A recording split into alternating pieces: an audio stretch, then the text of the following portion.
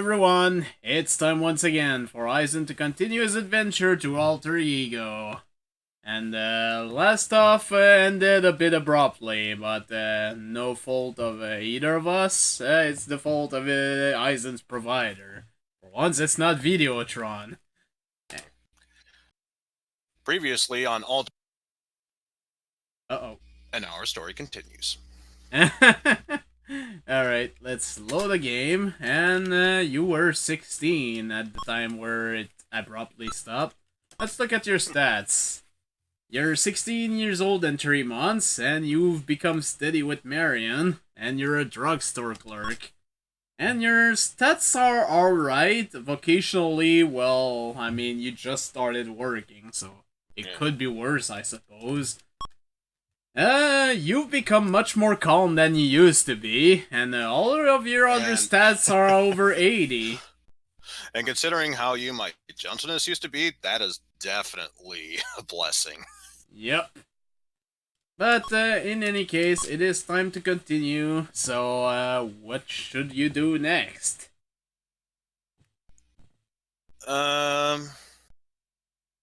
I'm not sure if it's been a while since I did it since the cutoff point. Let's try some more high school experiences. Let's go. Miss Cromwell, the music teacher, has volunteered you to sing the Star-Spangled Banner at assembly. Just love how volunteered is an option. It's like, random number generator. You, sing the national anthem. That's probably what happened. I was a huge fan of music growing up. Why the hell not sing it? Alright. You have the confidence necessary to withstand this experience. As a matter of fact, you don't sound half bad. Good job. I don't sound half bad. Is it saying I sound half good? How dare you, game? Let's go for... I mean, you are a teenager. Why not? So, this social? Yeah. You and a group of your friends are getting together to go to a movie. Your best friend and his date are picking you up at your house, and the three of you are meeting everyone else, including your own date, at the theater. The doorbell rings, and you are greeted by a dark-haired beauty with sparkling eyes and a devastating figure. She smiles at you and tells you her name is Cheryl. Your friend is waiting in the car because he isn't feeling well. In the car and at the movie, you and Cheryl make small talk. After all, your best friend isn't feeling up to par. You wouldn't want Cheryl to have a lousy time and resent him. Besides, your date seems to be so engrossed in the movie, she doesn't seem to mind either. Midway through the movie, your friend pulls you aside and asks if you wouldn't mind taking Cheryl home. He knows she is enjoying the movie and he is feeling too ill to stay. What will you do in this regard?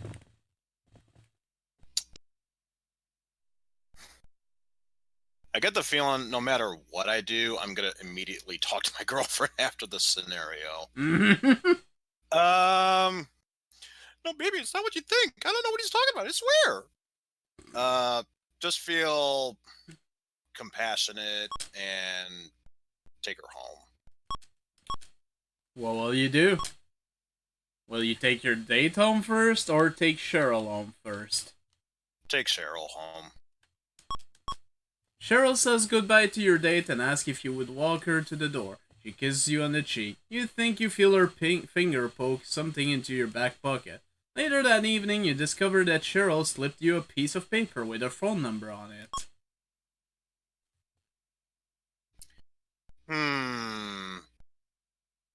Not sure exactly how I should consult this. let me check what my constellation Gemini is. By the way, Gemini is my lighter. There's no burn paper, so just rip it up. Alright. 2 displays of loyalty to your friend in one night. You could have taken Cheryl home last and had a romantic interlude with her. You could also have gotten together with her some other time, particularly after you knew she was interested in you. You're a good friend, and you will probably go far in the world. Hey! Damn right I will. You stayed loyal to both your date and your friend. Congratulations. So, yeah, I was dead serious when I said that. Let's go check out with my girlfriend. Alright. Experience. Marion is late for your date, and you are forced to sit in the living room and converse with her somewhat nosy parents. Her father looks you squarely in the eye and asks you, "Son, I'd really like to know what your plans are for my daughter. What would you be inclined to say about this?" Okay, these are long options here, folks. So please, feel free to get a drink or anything. This could take a while.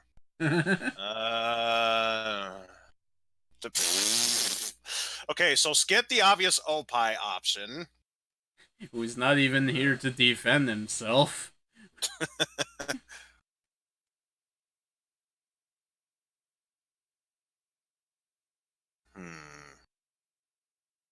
I guess if I want to be truthful with him, which is obviously what he wants to hear, I'd say for now I plan on developing a relationship, so option 3. Alright.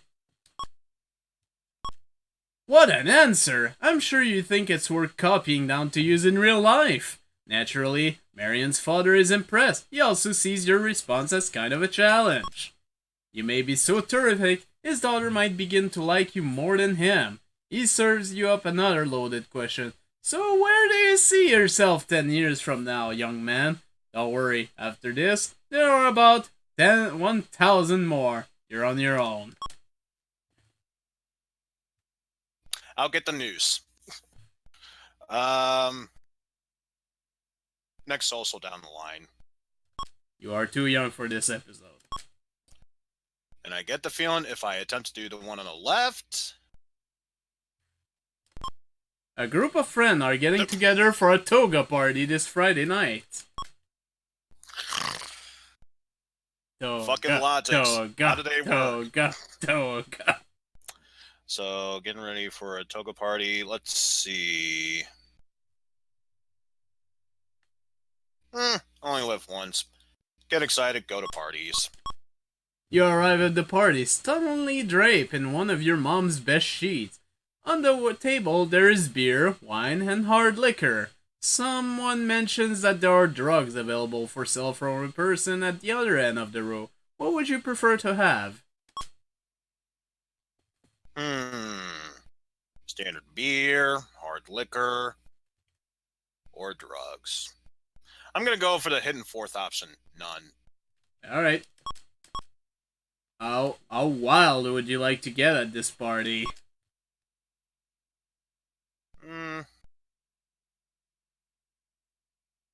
Such a crazy guy. We'll say standard wild. Alright. Are you planning on trying to meet any girls at this party? Nah. I got Marion. Why would I want to impress more? It's a good thing. This party is a total bore.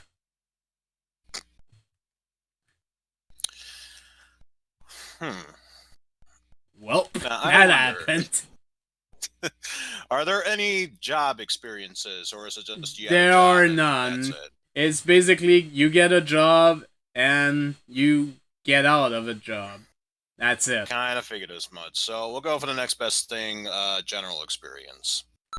There's also some cards you left down the line, by the way. Cindy Lewis is a girl you have had a crush on for a very long time. A friend of hers tells you that Cindy told her that all she dreams about is going out with you and being with you. There's only one problem. Cindy has a boyfriend and you're currently seeing someone.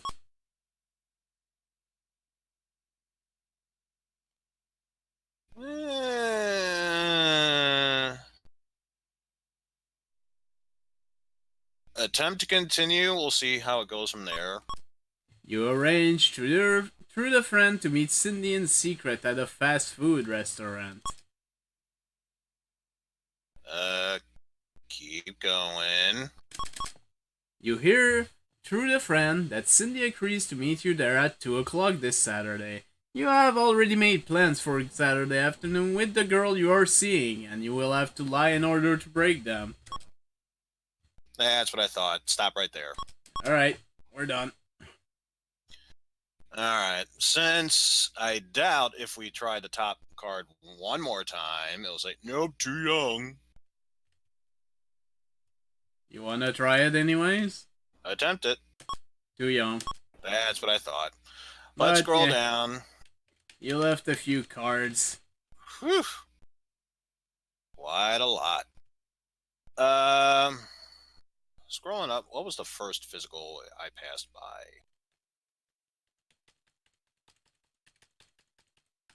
Oh, that one to the right. Alright. Some of your friends are going to the city this weekend to get tattooed.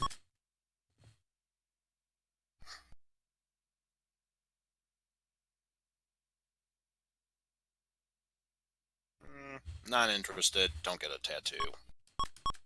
You have just saved yourself a lot of unnecessary pain. And then we'll move onward with the heart. A close friend of yours has been showing up everywhere drunk lately. Although he seems to function well at his after-school job, people are beginning to talk about him.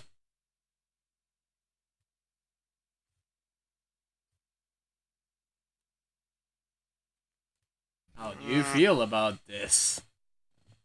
A bit concerned and try to help him out. Alright. He denies that he has any problems. Insists that he does. He gets angry at you and calls you names.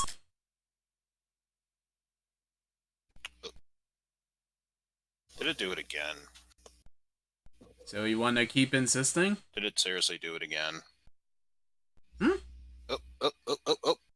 There we go. If you can hear me, keep insisting. I think I'm... Tabarnak de Vidéotron en marde. Oh my god. And yeah, I'm seeing video problems. Doesn't matter. No one is watching this as fucking usual, so yeah. Anyways.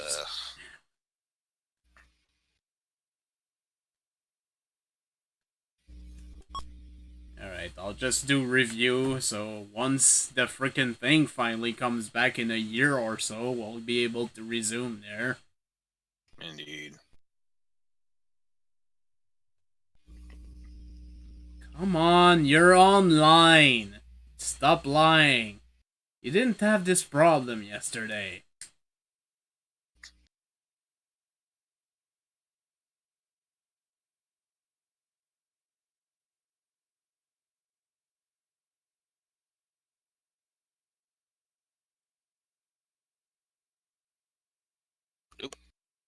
Okay, I think it just came back.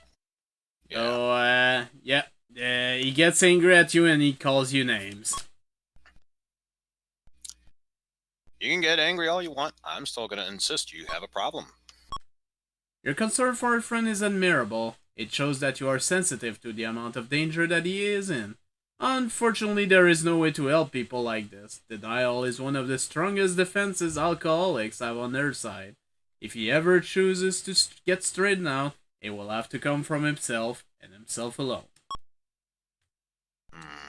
You tried. You certainly tried. Well, that's a shame.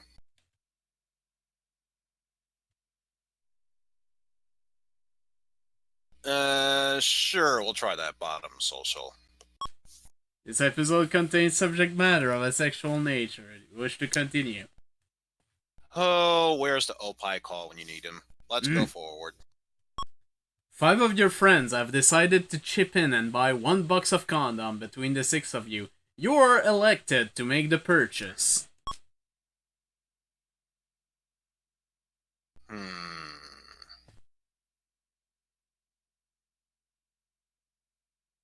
Be calm and buy the condoms. You walk into the drugstore and notice a pretty teenage girl taking care of customers for the druggist. You place your order. You can... you can...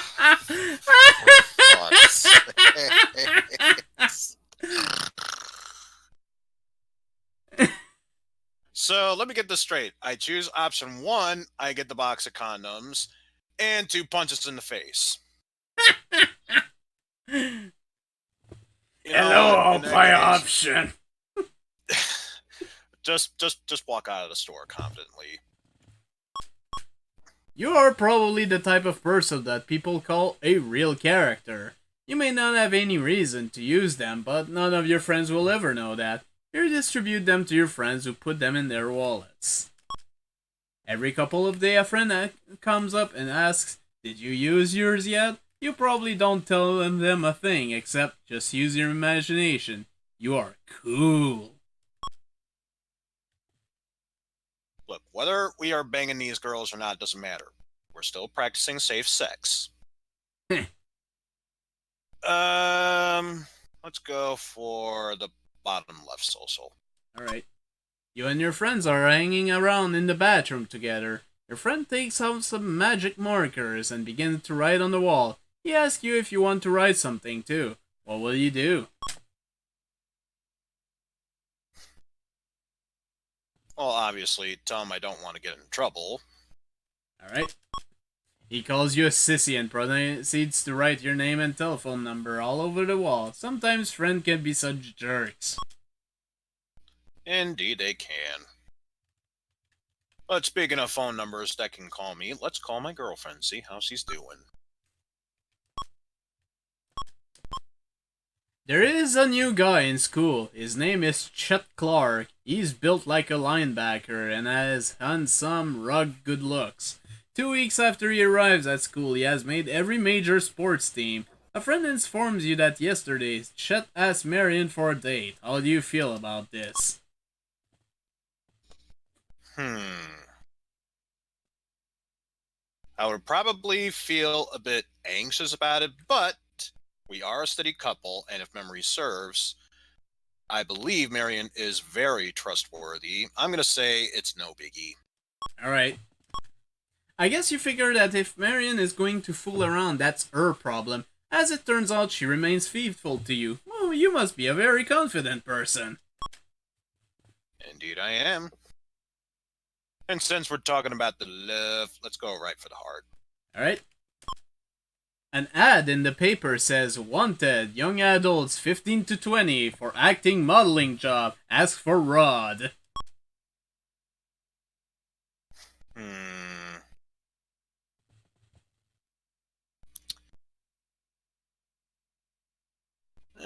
We'll give it a shot. Interested, apply.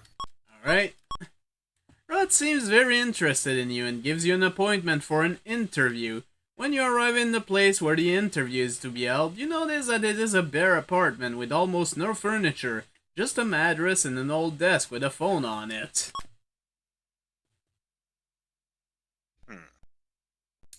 You know, this is a great modeling job. How about I leave to go to the bathroom and I come back at never o'clock? So Alright. This place could only have been bad news. And I think it's been a while since we had them. Let's have more high school experience. Sure.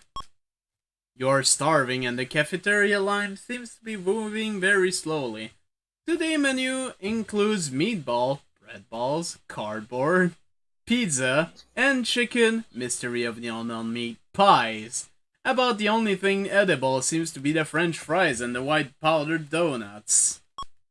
You take a portion of fries, but by the time you get to the cash register, you've already finished them. You can try to keep walking or pay for the fries. Well, if I already ate the fries, it's going to make me look like a prick. So I'm just going to pay for them. It's a good thing you didn't try to sneak through. Millie the cafeteria lady can smell French fry bread from 200 yards away.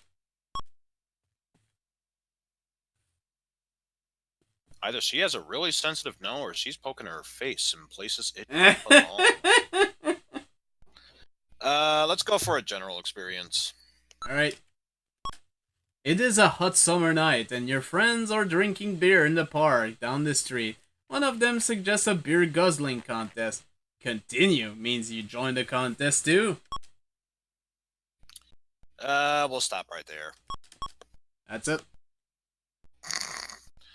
Oh, that was a dud. Let's go for another one. You and a bunch of friends decide that it might be a good idea to try skydiving. It could be interesting. Let's go for it. You pay your money and take your lesson.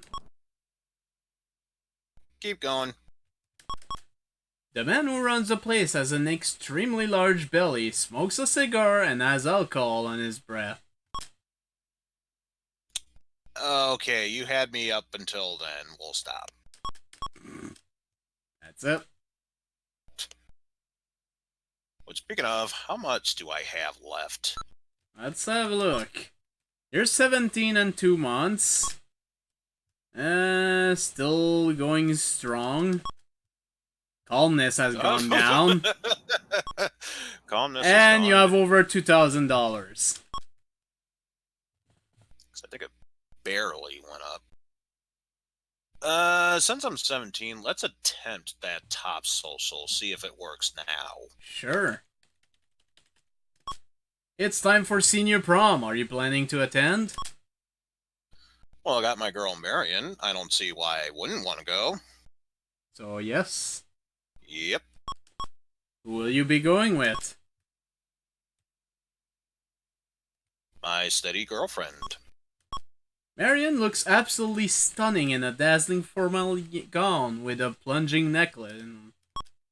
The event of that transpire over the course of the evening include you and your date have a great time. You suggest that the two of you spend the night in a hotel and she agrees. You have a romantic evening. The next morning, you go for a quiet dinner for breakfast. Hey! Didn't say we'd do anything, Dad. You can't prove anything otherwise. We'll go for high school. You have been given detention after school for a disturbance you had absolutely no part in. Mr. Black comes in and asks for volunteers to help him wash his car as an alternative to detention.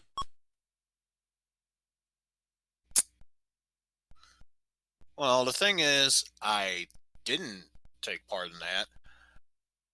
But if this leads to extra time that I get with Marion, I may as well, quote, volunteer, end quote, to help clean the car. Alright. After you are outside, you are handed a sponge and told to get to work.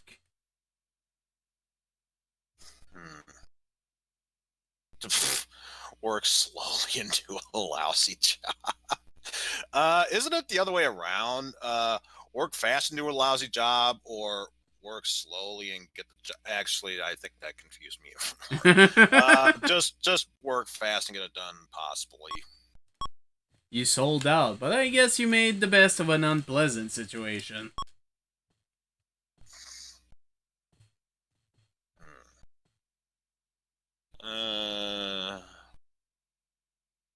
We'll take one more go at a general experience, then we'll try some of the other. You are driving on a deserted road when you begin to wonder just how fast the car will go. No,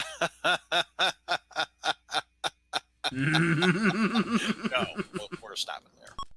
That's it. All right. We skipped them earlier. Let's scroll down and see what else we missed.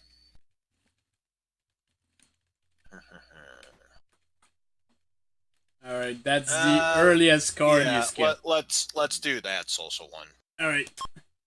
You are currently madly in love with a girl who is having a birthday next week. You are trying to think of what to get her. She has hinted about a very expensive piece of jewelry that would just about wipe out your life savings if you chose to buy it for her.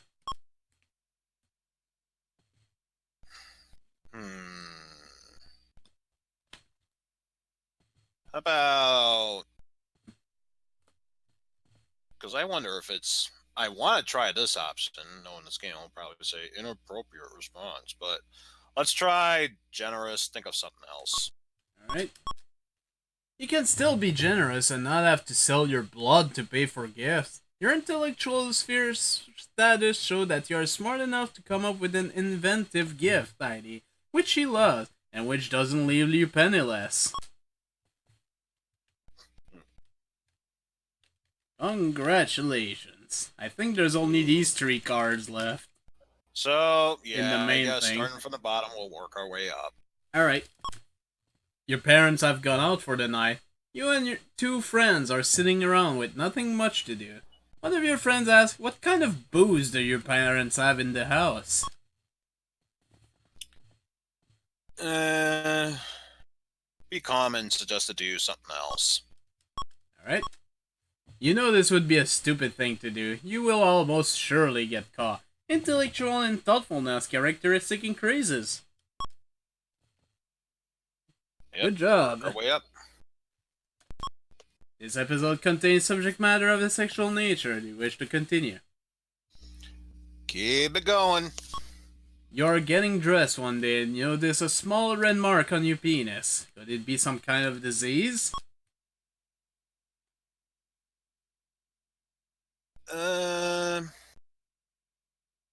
I say be calm, go to the doctor.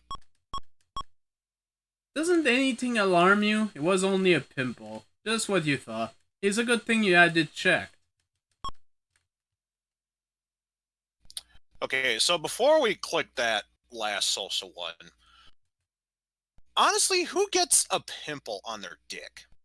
I don't know. If you have a bump on your dick, I don't think that's a pimple. That's a wart. Just getting that out there. All right, last social. Oh, apparently you needed to do this earlier. You're now too old for this episode. Oh, darn it. If only I thought about doing that at least 2 years ago. Oh, well, I guess I'll go on a date with my girl, Marion. Alright. Even though your mother knows that you're currently dating someone, she cannily asks if you had ever considered dating your friend's daughter, Gina. What do you think of this suggestion?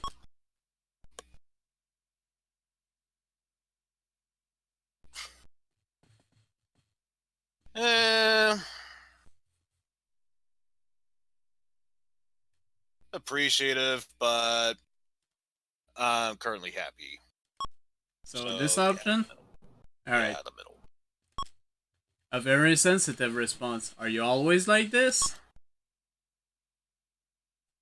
As a kid, no. As of right now, yes. Well, you must be very healthy. High school. Alright. Mr. Horace, a social studies teacher in your school, has a funny habit of twitching one eye when he speaks. You are always sure to get a laugh out of your friend whenever you imitate this twitch for them.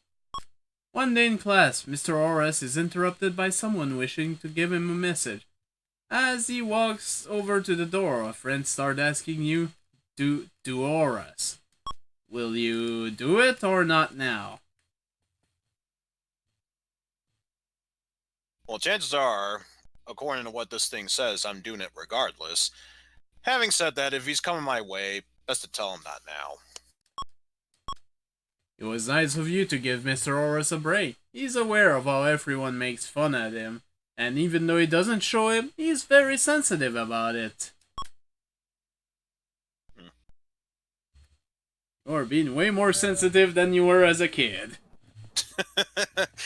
It's almost like I saw my inner child and realized, wow, I was being a brat.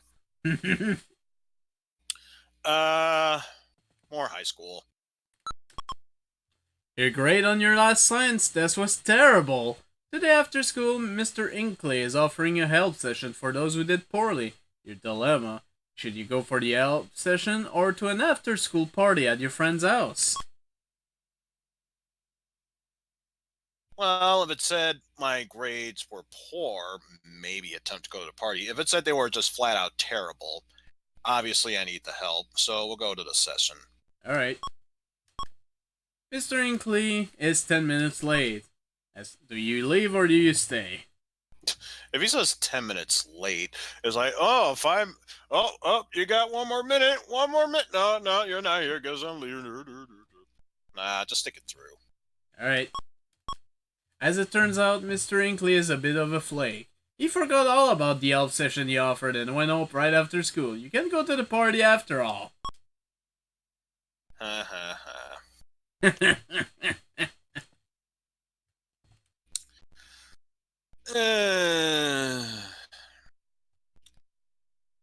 You know what? That last session made me feel so depressed. I think I need to talk to my girlfriend. Alright. You and Marion are both thinking through your decisions about going to college. Marion wants to go to a college that has a strong pre-veterinary program. There are none in the area.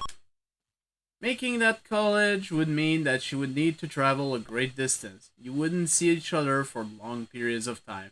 Which one of these things reflect your feelings on this?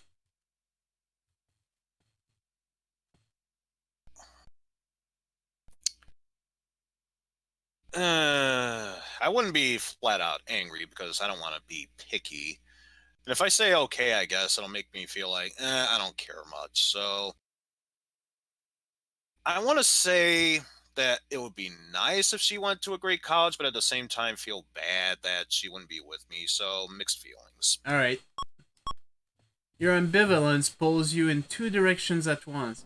You want to please yourself by having Marion with you, and you want to please Marion by supporting a decision to go away to college. This is not something that you can work out in one short episode. It is a difficult problem to resolve. Think about it. Is it worth trying to tie Marion down close to you if it means the possibility that she will resent you for it later on?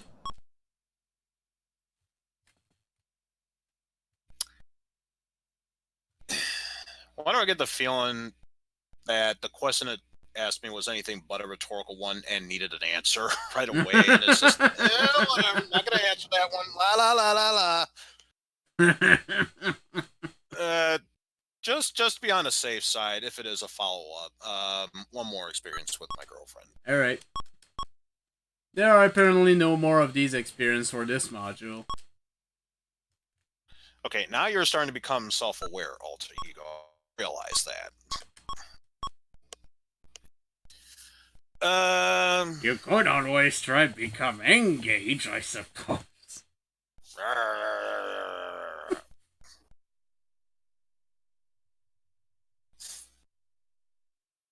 Let's try high school. Miss Arnor, your English literature teacher, is getting on in years. Everyone knows that she is a bit hard of hearing. Whenever she gives a test, people can whisper to one another without the slightest chance of being heard. On today's test, everyone seems to be cheating. There are two answers that you do not know. Will you cheat with everyone else or do your own work? I'll do my own work. Because you didn't cheat, you get those two questions wrong, and your grade is lower. The people who did cheat think you were foolish. Yeah, well, that's their problem.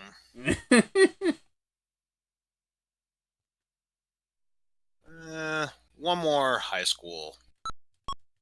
You have been studying all night long for a chemistry test.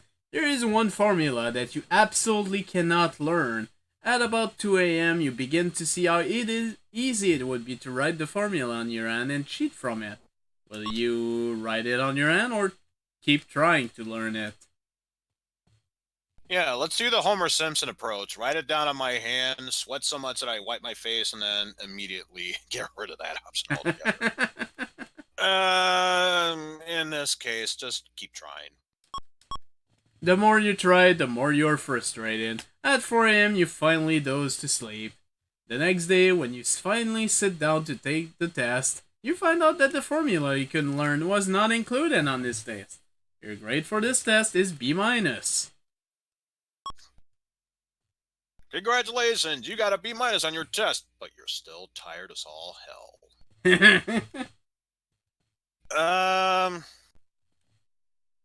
If this chapter doesn't move on unless I marry Marion, I guess we'll go for that. You wanna try getting engaged? Why not? Hello, Opie. Hey, Opie. After a long and serious talk with her parents, Marion decided that the two of you are too young to be engaged right now. Hmm. I mean, there probably are more high school experiences, I guess. But it's up If to that's the you. case, let's go for high school. Milk it for all it's worth. Mr. Harvey is a school guidance counselor who is kind and helpful to all of the students. After 30 years of faithful service to the school, he is leaving. Your teacher requests a donation for a present. Will you contribute? Sure, why not? How generous! Any amount will be fine. How much will you donate?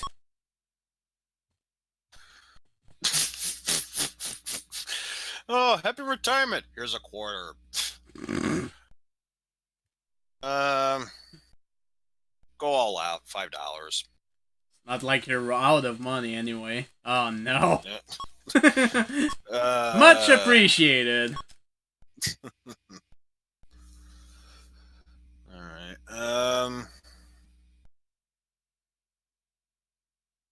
High school again. Alright.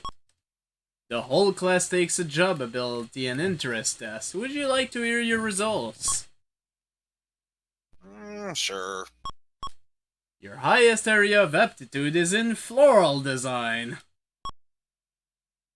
I have no idea why. Of course. Thank you, Opie, for the bits.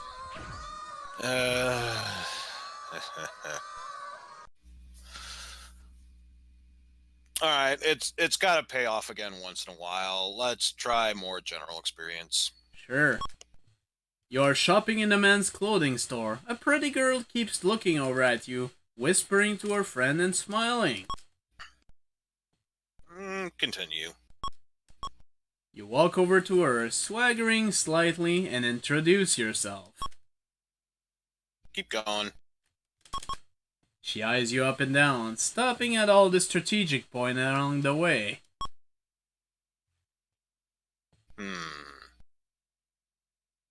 I wonder where this could lead. Keep going. She knows that you're a sharp dresser. Keep going. She mentioned that she needs to buy a present for someone just about your size and wonder whether you could consider trying on a pair of pants so she can make a decision.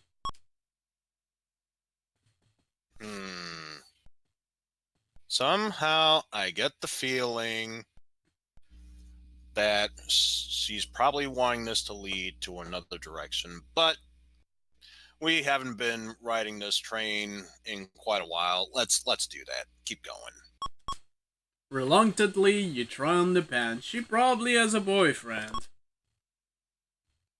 Keep going. She certainly does. Thanks for the help. All right, for once, it actually helped doing that.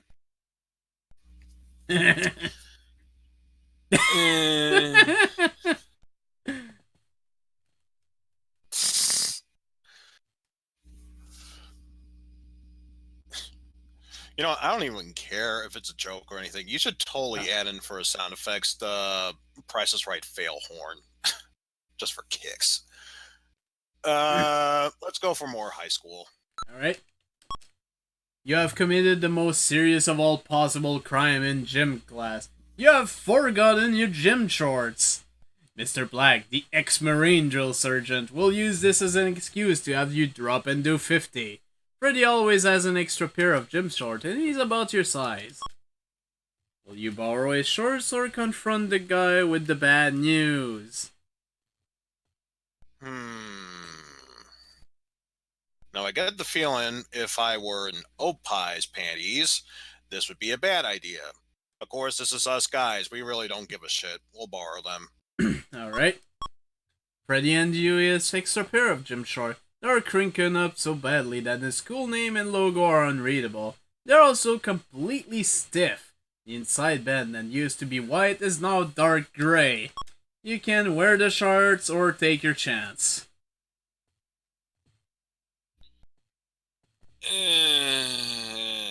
We'll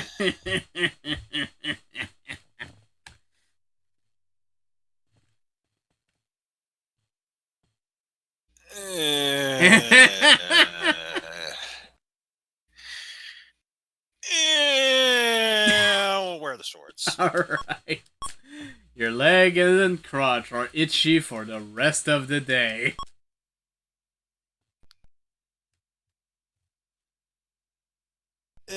More high school. Your home with Marion afterwards. Yeah, your home economics teacher, Miss Erbach, is upset because no one seems to be paying any attention to her. Most of the students in class are going completely berserk. That just made a dope bomb and hurled it across the room. Larry stole a frog from science class and covered it in melted chocolate. You're behaving relatively mildly, but just laugh hard at the fact that Jimmy spilled some flour on the front of Janet's skirt, then tried to brush it off. All of a sudden, Miss Erbach singles you out and sends you to the principal's office. What will you do? Will you go to the office or protest? Yeah, so many people did other terrible things. What do? I let out one laugh. I think this is the one time I would protest. Alright. Your gentleness characteristic shows that you could probably talk your way out of this situation by asking Mirka Erbach to be reasonable. You apologize and she tells you to go back to your place and knock it off. At this point you can mutter stuff or just keep quiet. I get the feeling I would probably push my luck if I muttered, so I'll just stay quiet. Good idea.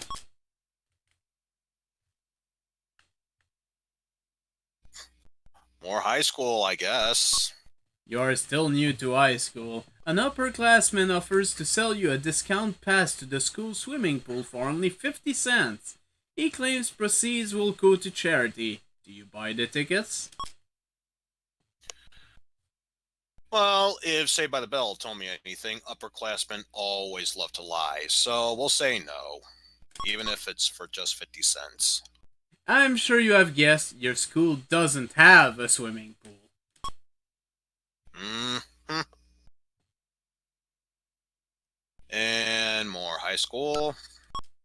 Mr. Andre, your French teacher, who everyone in school claims is gay, has asked for your help cleaning up his office after school today.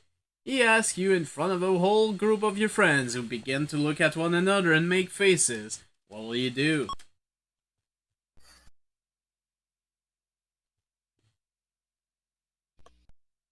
You can do one of these three things.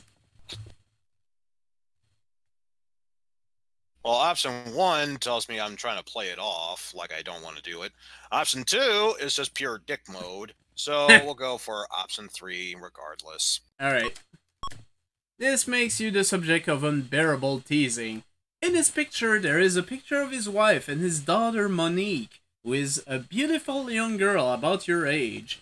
He explains that she goes to a private school. You comment on how pretty she is. Mr. Andrew smiles and offers you to invite you over so you can meet her. Ooh la la!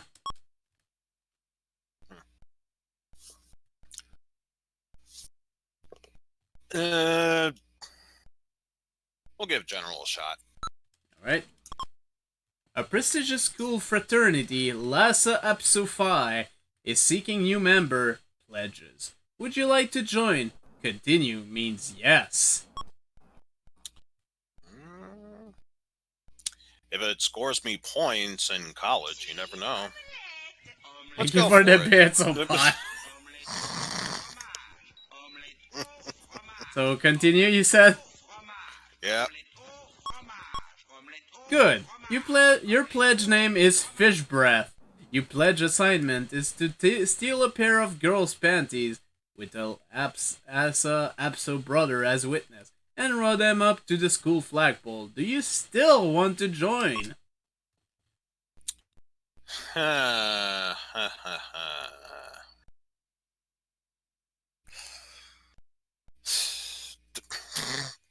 I knew if I didn't give an answer, Hello. someone would answer. Uh, they didn't say specifically who it was. Just steal someone's panties. We'll take a gamble here. Continue. Okay, fish breath. Your fraternity brothers suggest you dress up in a girl's gym uniform, just sneak into the locker room during gym class and steal the panties. Do you wish to continue?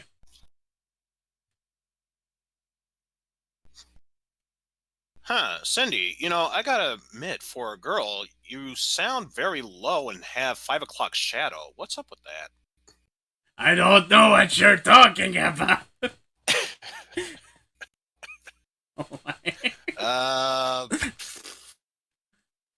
I've been the subject of embarrassment with that one teacher. Who says I can't take it one step further? Keep going. Alright. You successfully passed through the locker area unnoticed. Well, if I got this far, keep going. You find a locker with a nice pair of pink lace panties. You stop to belong, wonder who they belong to.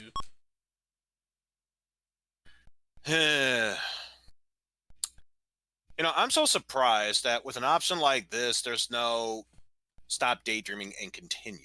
But hopefully, that's what the continue option is. So we'll go for that. You're on your way out the door. And what do I get the feeling? This is an ominous feeling. Continue. You hear, "Hey, wait a minute!" Keep going. It's the girl's gym teacher, Miss Black. A young man told her that a male student was sneaking around the girl's locker trying to steal panties in order to obtain perverse sexual pleasures. You turn around and are immediately apprehended. Your fraternity brothers set you up, but now you want one of the guys. Very funny. Har, har, har, har. Well, I guess you got in the fraternity at least, but yeah. Ray? For that matter, check the stats. I Sure. wonder if it did anything for me. You are 18 and 7 months. Still steady with Marion despite everything. Physical and vocational are not that high, but they could be much worse. Calmness has gone back up a little bit. Everything else is over 80. And you have almost $3,000. And a steady amount of money. Climbing up. At least for More now. high school. Yeah. Right. This episode contains subject matter of a sexual nature. Do you wish to continue? Well, I was going to say no, but now that Opie's here, we can officially say Also, hi, Mr. Wolfie. I didn't see you there. How's it going? Miss Hummer, your math teacher, is a 26-year-old knockout. She puts any girl in the school to shame. One year, on a class trip to the beach, she wore a bikini. Joey Brent took pictures of her and sold them around school for $5 each. You raise your hand and ask her a question. She slinks over to you and leans forward to answer your question. What a view! After she helps you, she walks past and brushes her hip against the desk where your hand is. When you see your friends later, you can tell her that you feel her up or don't say anything.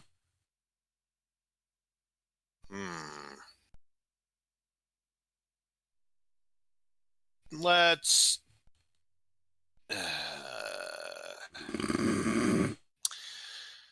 After reading that message, say nothing. Who would believe that you got a free feel out of Miss Hummer anyway?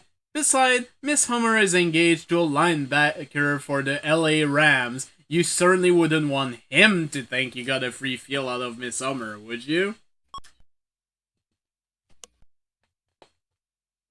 Now, let's review. That's Miss Hummer.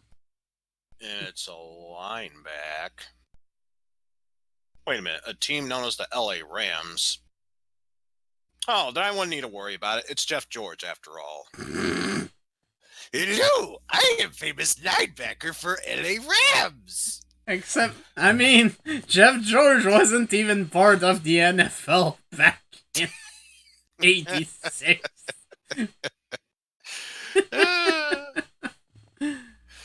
Alright, what next? After that, let's go for more high school. You have forgotten your new class schedule. Will you go down to the office to get a new one, or walk into a class that looks like one you should be in? Just go back to the office. They don't have a copy of it either. The computer's broken. You have to sit in the office and keep yourself out of trouble until the computer's working again. Damn it, where was the IAT department? You know, as bad as that option was, I get the feeling I would have made a complete ass of myself had I tried the other option. So I'm going to take it for what it's worth and keep riding the high school train. Alright. Apparently there's no more experience, so... Because why not? I mean, you are 18 now. Maybe you wanna try the other thing with Marion. I guess we'll give it a shot. Apparently no. Oh well. Oh. So I guess it's gonna be... Did I seriously check everything on the graph chart? The main problem is normally the... it would skip forward if you had taken all the cards, but you skipped this one and now you're too old to actually do it. So now we have to wait until you become 19. Yay. Which means there's only one option. Experience all the way. Okay. That's kind of bad. Alright, I guess we're gonna be using this then. If it's 2 months, then just wait out our time. I guess we're just gonna try becoming engaged 2 more times because... What the heck? Did the game broke? I would say... Okay, no, there we go. Yeah, just passed through adolescence. Oh my goodness. Family life can be very... persisting that I should get married, I finally passed adolescence. Family life can be very rough during adolescence. Even though your family expects you to take charge of your life, no one wants to let you have the freedom to do what you want. Judging by your progress through life so far, your family life has been quite good, all things considered. Family members can be pains, but no one seems to mind when you overhaul your hair for 3 hours every morning in the bathroom. Physically, you've been a healthy young man. Your body image may have been a little bit of a concern to you during this phase, but you seem strong physically. Socially, this phase of life does present its share of problems. Most of these problems fall into the category of girls. Life must have been pretty simple before they showed up. The social adjustment to this phase of life has been remarkable. You are developing a relationship with Marion, so you can see how tricky things can get. Now, regarding your emotional development, you are a remarkably trustworthy young man. This trait is bound to take you far, emotionally and vocationally. You are developing into the type of adult that people can confide in. Unfortunately, the burden that comes along with this characteristic is the tendency for people to tell you their problems. A positive aspect of your adolescence is your ability to resist temptation and not give in to your impulses. Since adolescence is a time for testing limits, this can get some people into some pretty dangerous situation. On the other hand, leading too much of a sheltered life can be boring. You seem to be enjoying most of what you do. Even though you experience the blues every once in a while, it's nice to see that you are not having a depressed, traumatized life. Even though an occasional explosive outburst is common in most adolescents, you seem to have everything well under control. You seem to be sensitive and gentle, unlike when you were a child. You certainly have a good head on your shoulders. You are not only book smart, you also have plenty of common sense. Now that your adolescence is almost over, it's time to be hurled out there in the abyss of the real world. I bet you didn't know that everything you did so far was part of the fake world. Welcome to young adulthood. And we're gonna save the game. And now we have new squares. Instead of general experience, you now have family experience. Instead of high school, you have college experience. Instead of time stop, you have the bank. You also have a general purchase store and the marriage icon. And the meeting a person is the same. And the job icon actually has options for full-time jobs. But for those, you might want to go to college first. So, basically, the next question is, what will you do? Let's start our new college life. So, you want to enroll, right? Mm-hmm. What kind of college would you like to attend? Let's go for moderate admissions. You have met the qualification for the school. You are now enrolled.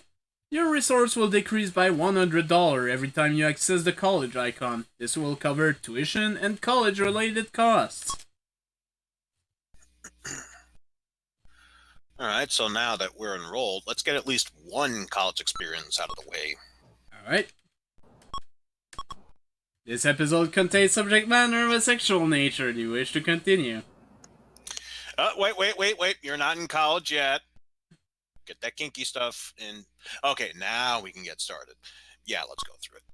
There is a concert in the student center, and you have made an arrangement to go with your friend Bobby and his new girlfriend Linda. You're supposed to meet them in Bobby's dorm room, then go with them to pick up your date. You arrive on time, but notice that Bobby and Linda are a bit rumpled in appearance. It seems you have interrupted a romantic interlude. Bobby excuses himself so that he can shower and get ready for the concert. Linda is still glassy-eyed from tumbling around the room with Bobby. There is a moment of uncomfortable silence after Bobby walks down the hall and moves to the showers. Linda moves close to you and tells you that you have a bad sense of timing. She leans forward to you and inquires if you would like to finish what Bobby started.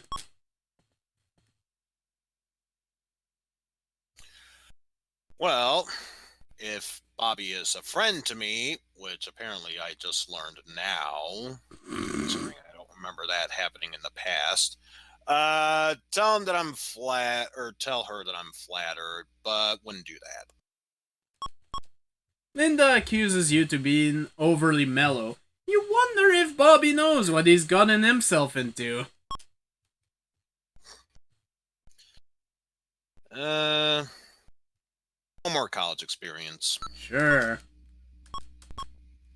As a way of earning extra money, a friend of yours suggests that you pose nude for a hunks of academia calendar being put together by some business major. The fee for doing the job is $100. Do you pose for the calendar or refuse? I'm gonna say no. You would never lower yourself like this for a meager $100. You are too proud. Poor, maybe? But proud. Speaking of poor, I gotta check my funds. Let's have a look. Still steady with Marion. You may notice that time is passing much faster now. It's 3 months a pop. Oh boy. Again with this. Oh my god. Again with this. Please, Videotron. Wah.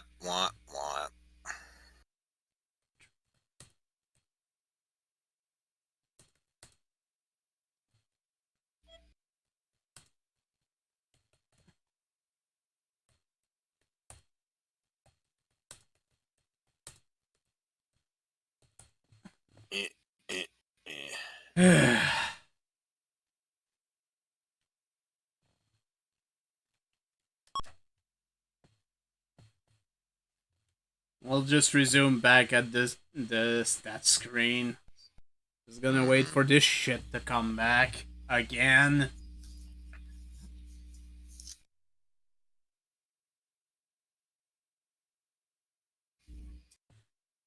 That's not the right window anyways.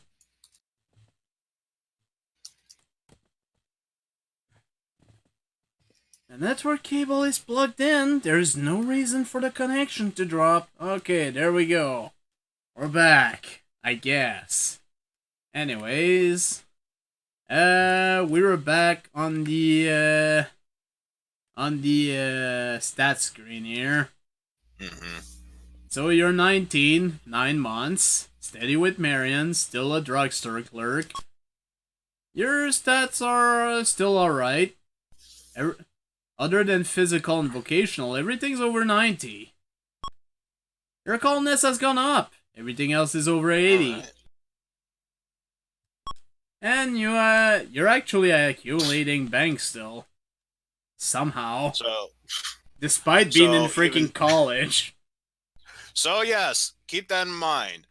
I have high standards. Poor, yeah, high standards. $3,000+ God damn it, Opie. Okay. You can do it on your own playthrough. This is Eizen's playthrough. Yeah, again, if you want to go for part 2 of this session as a male, feel free to take as many of those options as you want. We will do more college experience in the future, but for now, we gotta continue on with the charts here with the bottom left heart. Alright. You're driving in a car with a friend when he runs over a dog. He seems rather insensitive about it and doesn't stop the car.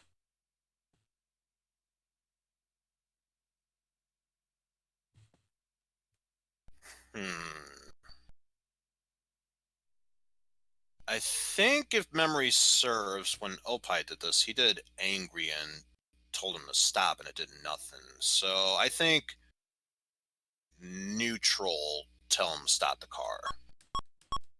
He ignores you and keeps driving. Nice friend. What?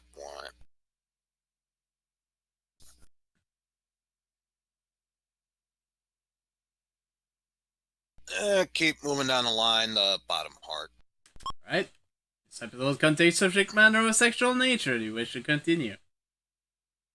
No, don't do it with a dog. He's already dead. That's necrophilia. Keep going. A friend asks if you would be kind enough to drop off a package at the house of someone he knows lives close to you.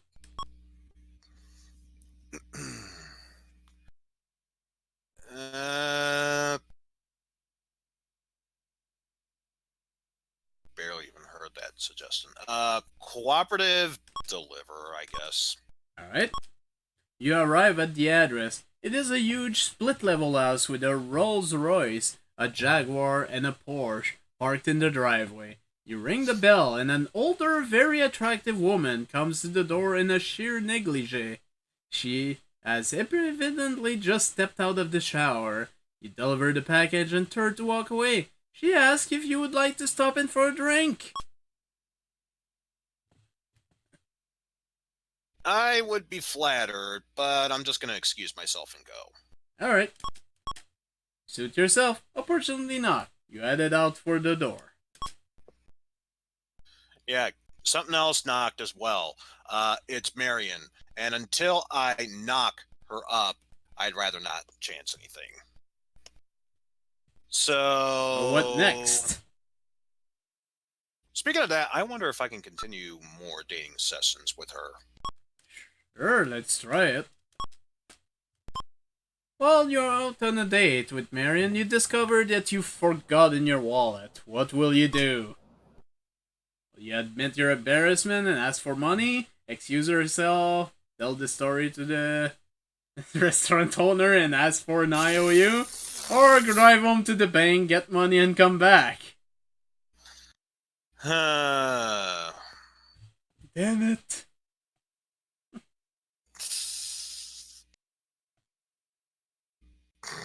Hi, Sideshow. Oh, what's up, Sideshow? How's it going? You know, it's probably the long route of taking this approach, but I don't feel like dumping this all on my girlfriend. Why not try excuse myself, drive home, or bank and get the money? Alright. Ever think of trying out for the Olympic decathlon? It's only a few more events that you've had to perform tonight. Marion gets a bit suspicious when she notices that the car is parked in a different spot than it was before. Your chest heaving while you try to catch your breath is very romantic too.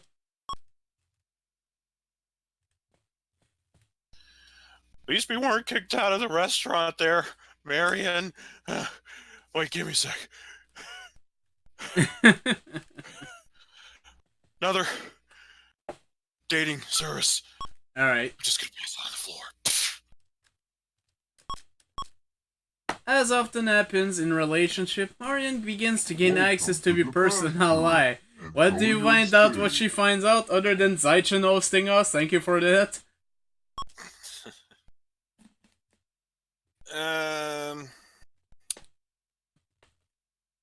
We'll say, yeah, why not?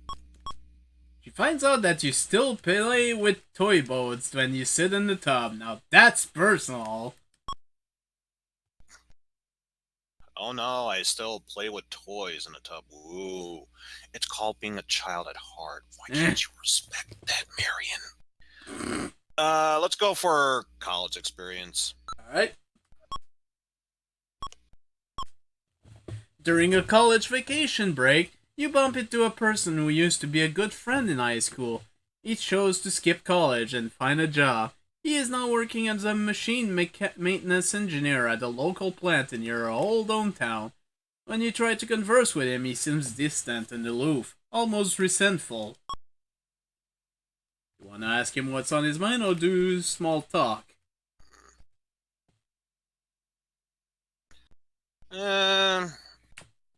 Let's pick that brain of his. What's on his mind? Yep. He says, what would you care? Besides, you have the easy life in college now. You would never understand my worries. Ask him if he wants to tell me about it anyway. Alright. Your sincerity causes him to see that he has treated you in a rude fashion. He admits that his life is very difficult now. He has bills to pay and other responsibilities he really wasn't ready for. His life is routine and he gets little enjoyment out of his work. Seeing you sparks some envy in him, but soon your friendship is renewed. He only criticized you because he felt you might be looking down on him because he didn't go to college, a move he regrets now. Your patience brings down his defenses and motivates him to take a closer look at his life. Congratulations! Woohoo! Let's go for the middle heart. Alright. Lately, nothing seems to be going right for you. It seems as though no one understands you or cares about you. People want things from you, but give nothing in return. Life is miserable, and sometimes you don't even feel like waking up in the morning.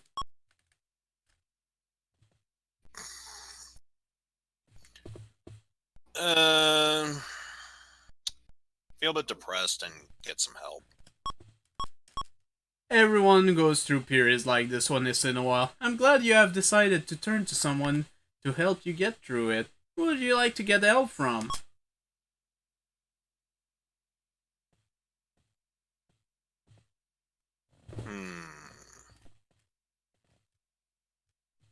Probably a friend or family member. Alright. Friends or family member are likely to sympathize with you. Such sympathy can be very comforting, especially when you're depressed. Most time they will stick by you until your depression lifts. A professional might have been a bit more helpful with learning to cope with depression. For now, your reliance on friend or family proves successful. And right social. Alright. You are given the opportunity to participate in a charity fundraiser. The proceeds will be used to provide food and shelter to orphan children.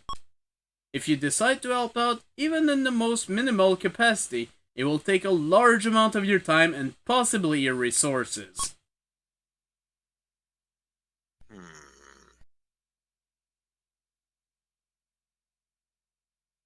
Helpful and help out. In what capacity would you like to serve?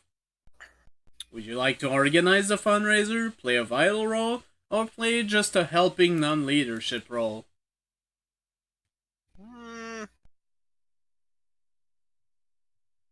Let's organize it. So, organizing? Okay. You spend time coordinating the event, managing schedule, and taking care of public relations. As a result, this takes you away from work and your resources decline. Overall, the event is a success. Being a leader is sometimes a thankless job. In this case, you really don't get the credit you deserve. Oh. But speaking of, how much of my reserves did it sink into? Let's have a look. You're now 21.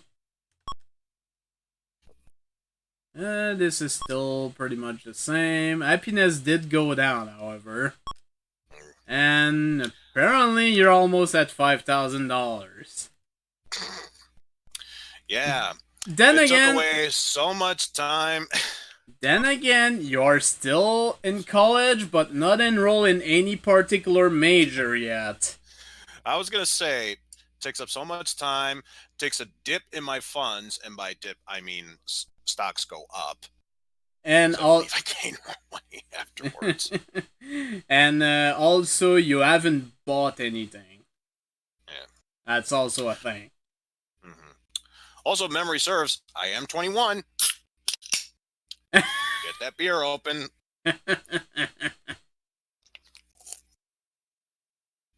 I'm telling you, if I keep this up, I can just make jokes out the wazoo. More college experience. Sure.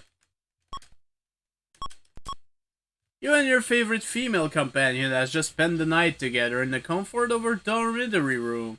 You are awakened by a loud ring of the telephone. As you struggle to sound coherent on the phone, you recognize the familiar voices of her parents on the other end of the line. They ask you how you're doing and say, "Surprise! We're downstairs and coming right up!" What will you do? Will you panic but try to look natural? Panic but try to make it look like the two of you are just preparing breakfast? Try to get dressed, make the bed, and make it seem like you have been up for hours? Get dressed and don't try to add anything? Or stay in bed and let them see your natural slate?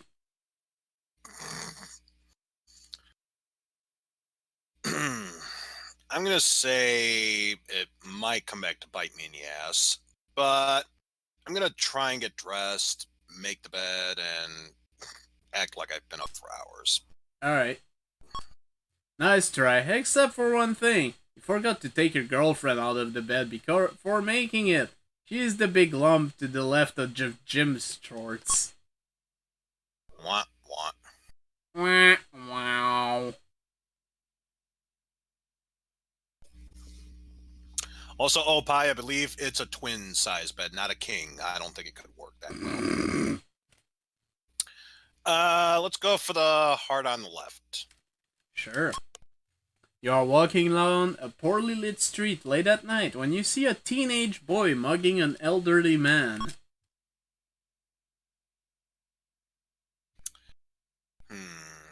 About angry, help the old man. What will you be willing to do? Will you try to hit the teenager over the head?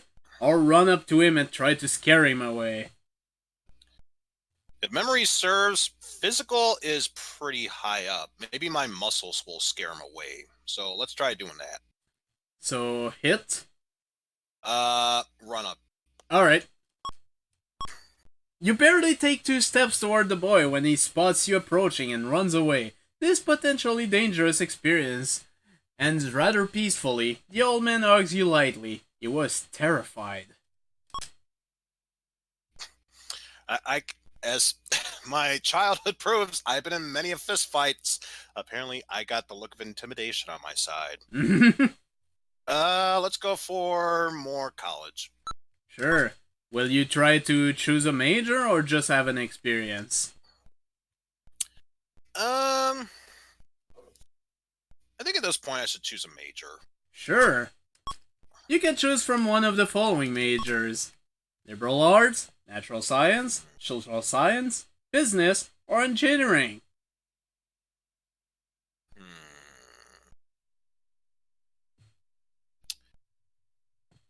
Well, I am a teacher, or teacher's aide if need be. I think the closest thing to that might be social science, so we'll go for that one. Sure.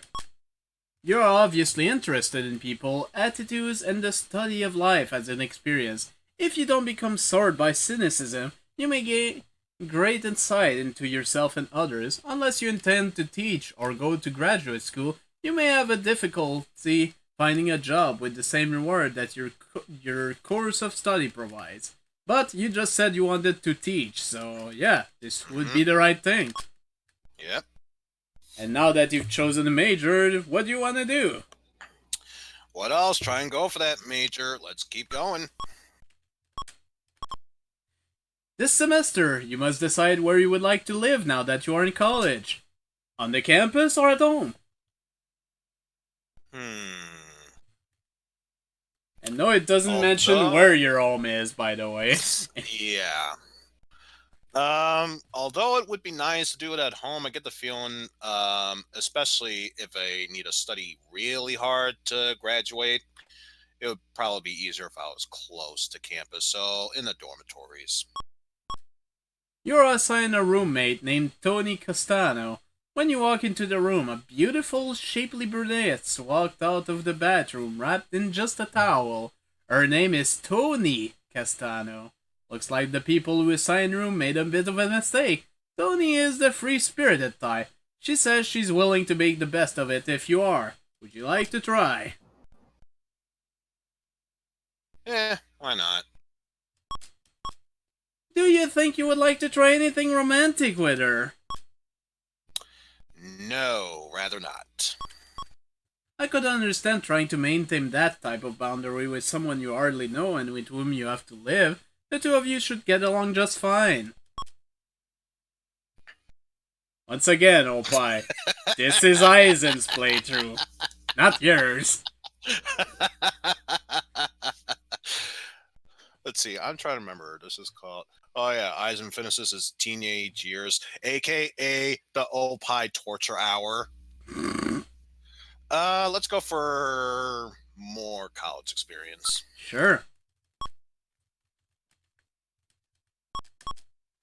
You have just realized that you will never have the time to do a political science term paper that is due in 3 days. You are approached by someone with a pencil-thin mustache who will gladly sell you a term paper and guarantee at least a B. The cost is $5. What you wanna do? Do you wanna borrow it? Do you want to ask for an extension or try to do it anyway? I'm sensing a deja vu in the force here. If I'm trying to be vocational in anything, I think I'm a reliable type of guy. I'm gonna take a gamble and ask for an extension. Alright. Your professor sees that you are sincere. Your gentleness characteristic helps you get a 1-week extension on your paper. Congratulations. Ba-boom! Let's go one more college. Sure. The drama club is putting on a production, and they are asking for people to come down, join the club, and audition. Are you interested? Sure. For what kind of part would you like to try out? Would you like to try leading male, a major character, a minor character, or just technical staff?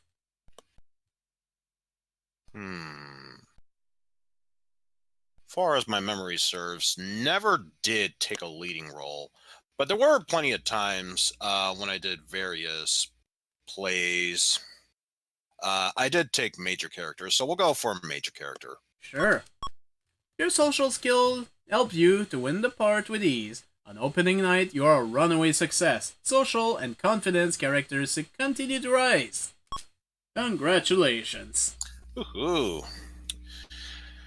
But I think after all the experiences in college, I should probably check on my girlfriend, see how she's doing. Sure. By the way, there's also this option. Marion has an annoying habit that grates on your nerve. Whenever you go out to a restaurant, she licks her fingers at the table and sometimes made loud sucking noise. What do you intend to do about this?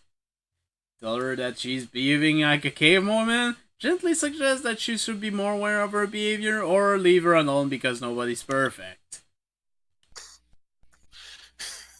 Funny thing is, I'm exactly that same type of person, no matter what. So, in this case, I'm going to leave her be. Sure.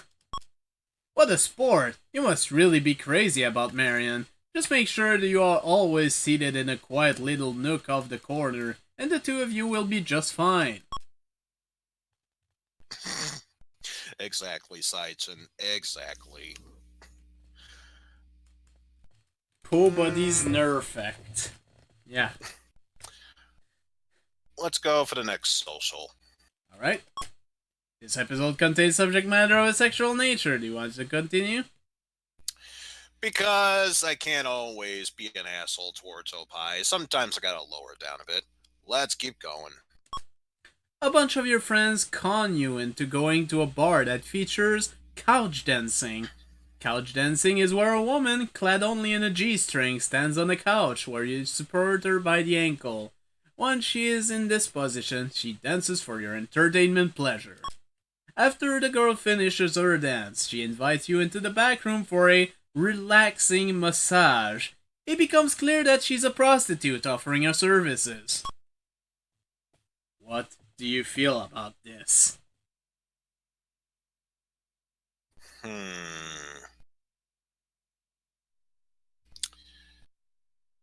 I'm wondering if this is even going to work as a suggestion, or if the game's going to be like, doesn't work. Curious but not certain, and just a paying customer. So tell her that you're not a paying customer? Yeah. Okay. She removes her G-string and asks if that changes your mind.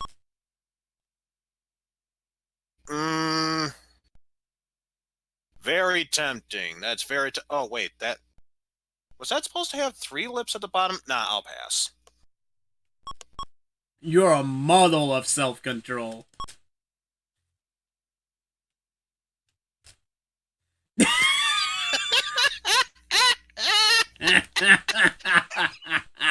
I'm telling you, we gotta subtitle this one the Opie Torture Hour at this rate.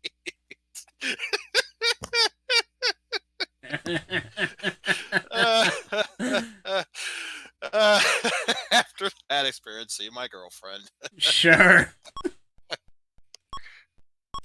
Marion has a dog named Beefcake, who she loves more than anything else in the world. Beefcake is a presumptuous pet. He is fond of removing pieces of your body that he presumes to be of no use to you.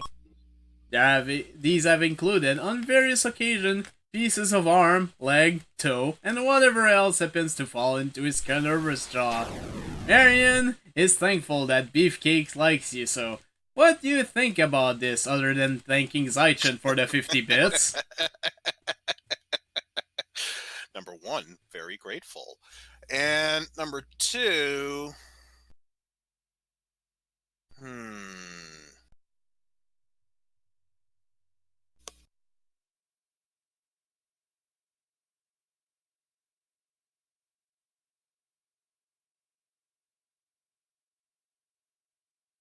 I'll try the first one.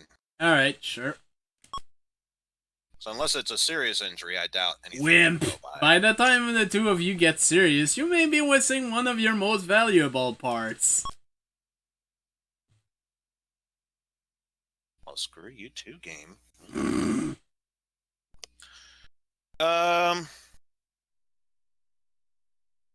One more time with the girlfriend, but I think as an option, attempt to ask if they want to live together.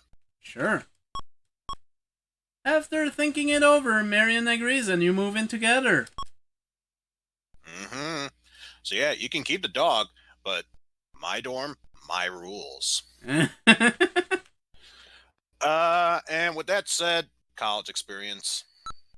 Eventually, by the way, if you want to engage, it's gotta be this icon. Just let me know. Anyways, college experience. This episode contains subject matter. Go for it.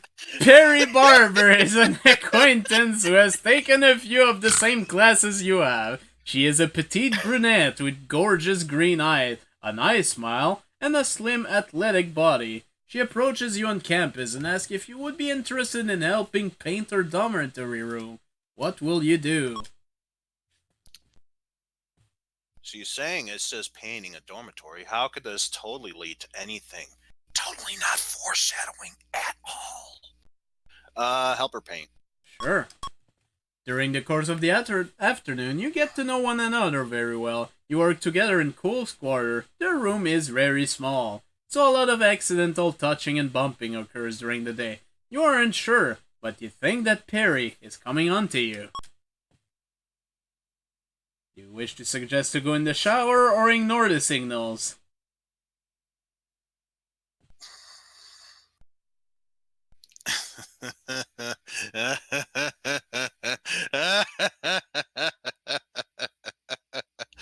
Ordinarily, I would give an angry sigh, but it looks like Eizen beat Opie to the punch. And with that said, ignore the signals. Alright. I guess this is not your style. It is Perry's style, though. She asks if you would like her to help scrub off all the paint off your gorgeous body. Do you want to accept or reject the offer? Oh, sometimes people just love spreading the chaos around. Reject! Reject! How could you pass up on an offer like this? With Opie here, it's very easy. You actually have a... I know what option would make the most sense here, but it's up to you. Considering I just asked her to move in, why not admit that I am going out with Marion? Alright. Who says chivalry is dead? You deserve a pat on the back. Alright. More college experience. Alright. As a way of making pocket money, one of your friends suggests a tuck-in service. For $3, you or your friend will tuck in a female student living in one of the dormitories and read her a bedtime story. Does this sound like something you would like to try? A bedtime story, you ask? Nah, it doesn't really interest me. Alright. I guess the role of the sensuous Sandman doesn't really appeal to you. Mm-hmm. And although if we want to talk sensuous, let's go see Marion. Alright. This episode contains subject matter of a sexual nature. Do you wish to continue? Maybe Opie won't be tortured this time. Go forth. You are sitting in Marion's living room. The lights are low, and the two of you are very cozy. Marion begins to get very romantic, and you respond in kind. She explains that she would really like to make love with you, but doesn't have any birth control. What will you do? Will you suggest to satisfy it without intercourse? Run to the drugstore to get condoms? Or, the other option?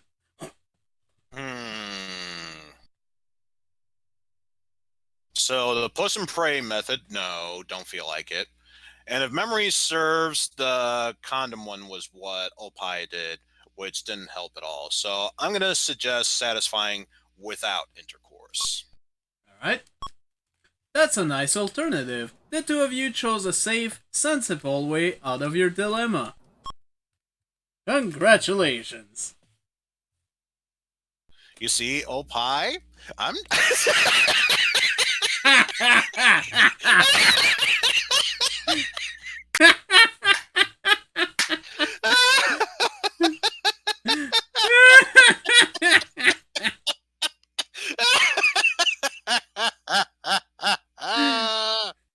Oh my Uh, goodness. I I think after that I should get a Medal of Honor, and by Medal of Honor I mean family crest. Alright. Your mother calls to tell you that your father is in very poor spirit lately. He has lost his job. Hmm.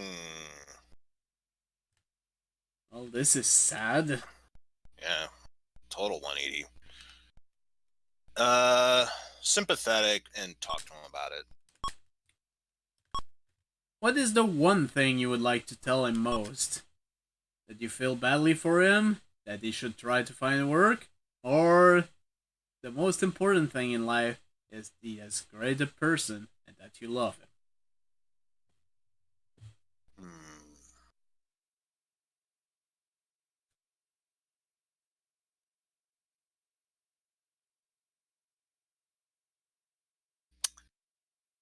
Might be a bad idea, but I'll give this a shot. Most important thing in life. So the third option? Mm-hmm. Dad looks at you, and a large tear begins to roll down his leery face. He squints hard to keep them in, but they come in rushing down his side of his face in long stream. This might make you feel badly. If it does, it only means that you are empathizing with him, which makes him feel better. I mean, seriously, who could ever? Oh, wait, you used to work at the theater. Yeah, that guy was a dick. He treated me badly too. Don't worry about it. The heart. In a very subtle way, Marion's family is trying to influence a decision that the two of you are trying to make. On one hand, you can appreciate their input, but on the other, you are not sure that you should start allowing them this kind of influence over your life. After all, the two of you are adults and should be capable of making your own decisions. Hmm.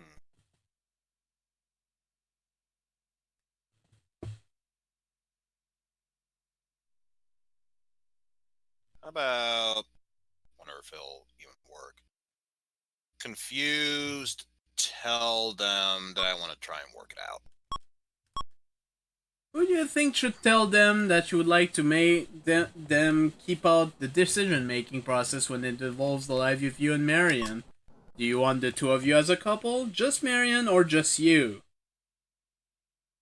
Um, Two of us as a couple. A good choice. This way, it doesn't seem like you are pushing her to do something against her parents, or that you are doing all the talking and Marion must passively accept whatever you say. There is no guarantee that Marion's parents will agree with the two of you, but they should respect your decision. And I see a clip has been made. Oh boy. Hmm. What's next? Now, I am curious about that middle job one, though I wonder if it wants me to finish college first. So, what better way to find out than to test it out? Alright. You are trying to move ahead as quickly as possible in your vocational life, but it is rough. The more honest hard work you do, the more time you spend spinning your wheels and getting no place fast. An opportunity arises you to move ahead. It comes unexpectedly. A highly influential person slips up. You could capitalize on this error and move ahead, but if you do, this person's life will be ruined. What will you do?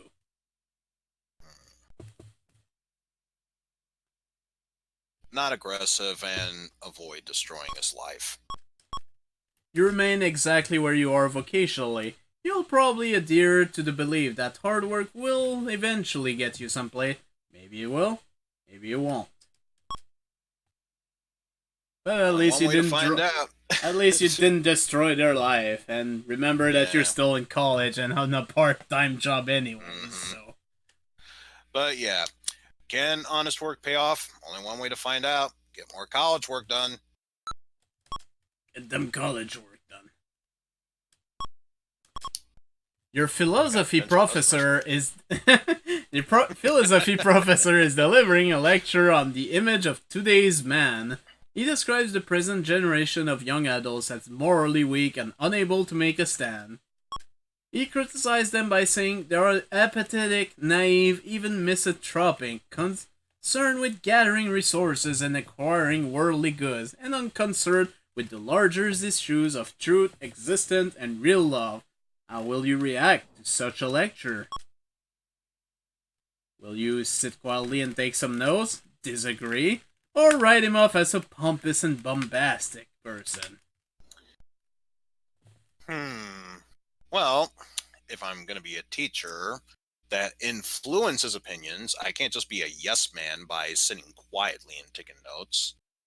Nor do I wish to just say fuck you and flunk the class. So I'm just going to disagree with him. Alright? You match wits with your professor, but he outmaneuvers you with logic. The fact is that the new generation of young adults is going after material possession more than any other before it. He points to the popularity of classified, personal advertisement as supporting the current notion that even true love and good relationship can be acquired like used cars. Humanity sucks, fucko!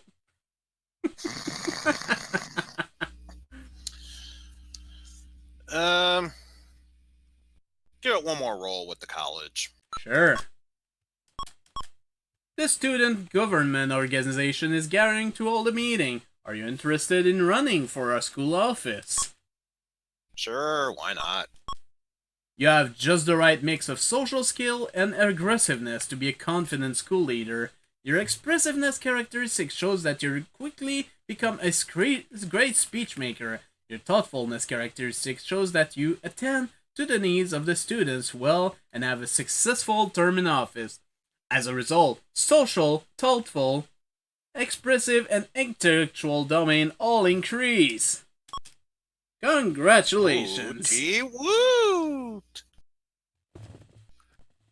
Congratulations! Let's go see my girlfriend. Alright. It looks like you've earned some intellectual spheres. Congratulations! Marion admits that every so often, when the two of you are being romantic, she makes believe that you are a famous movie star. How do you feel about this?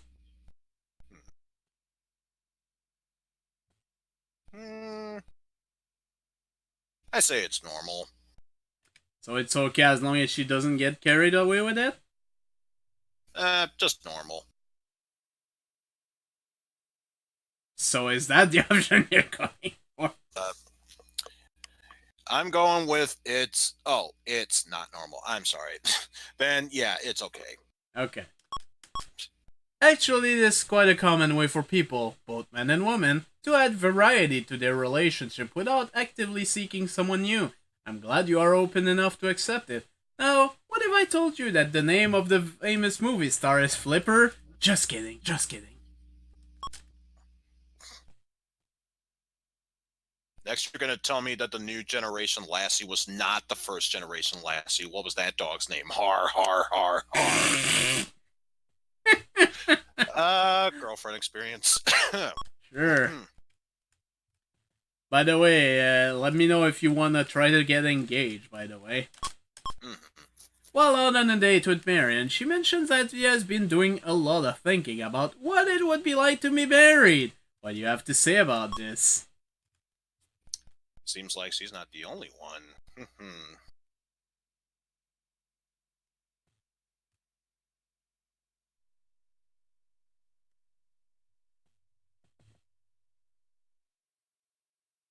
I'm going to go for option 3 in this case.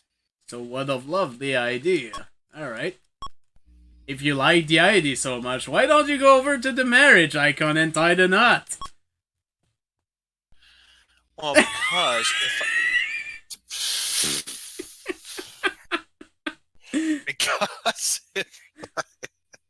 if I want to commit to that, I want to make sure I at least have a stable potential job of getting. So, with that said, let's try finishing off college. Sure. You may apply for financial aid for college. Are you interested in this?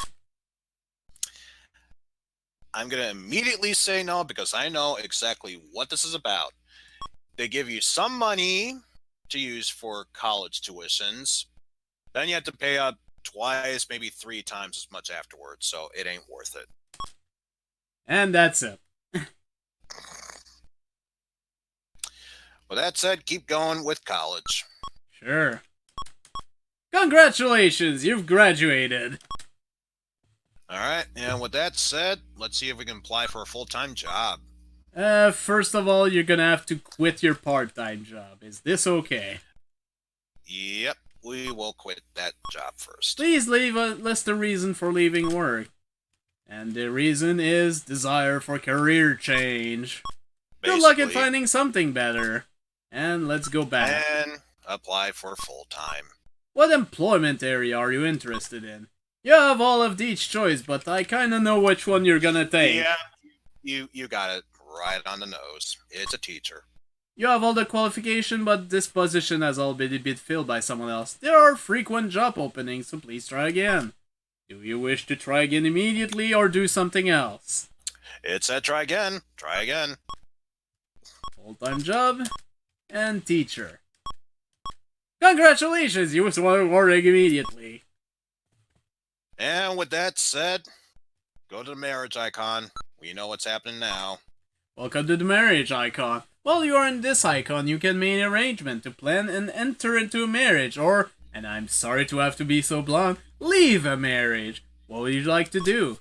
Would you like to become engaged, plan and have a wedding, get a divorce, or have an experience with your wife? Well, it would be nice to plan a wedding, but I think in order to do that, you have to become engaged first, so we'll go to step 1. Sure. How much money do you want to spend on a ring? You have a bunch of options, and unfortunately I can't really check how much money you have right now. Right. But, since I graduated college, let me see if I can give her something treasured to me, aka a family heirloom. Sure. Your family doesn't own any heirlooms. Well, we might as well take this opportunity to check how much money you have. You know, Dad, if I do feel sorry for you, but if you didn't lose that job, maybe we would still have a family heirloom. You almost have $10,000. Do you wish to try again? So this is a quick recap. What does it say about my finances and how much I own? It's over 9,000! What? 9,000? That's no way that can't be right! Wait, 9,909 dollars? No, I think it's right. Just need to get that meme out of the way. Sure. One more time with marriage. Alright. So, become engaged. How much money do you want to spend?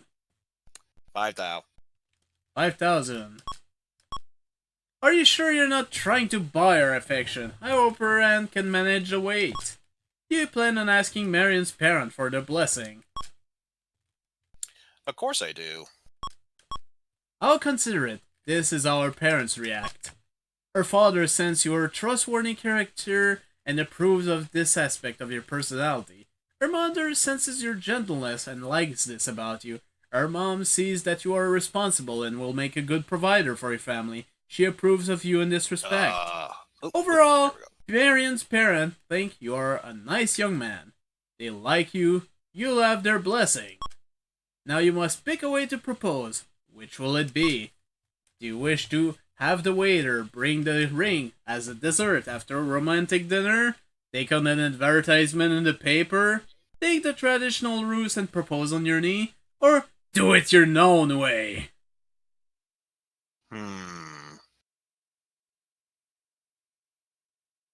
I think I'm gonna have the waiter bring the ring. Alright. The waiter seeks out the back door with your fiancé's ring. Fortunately, he is captured. Your hopeful engagement has gotten off to an exciting start. Now for the big moment. You're waiting for her to accept or reject your proposal. She accepts your proposal. You're on your way on your wedding day.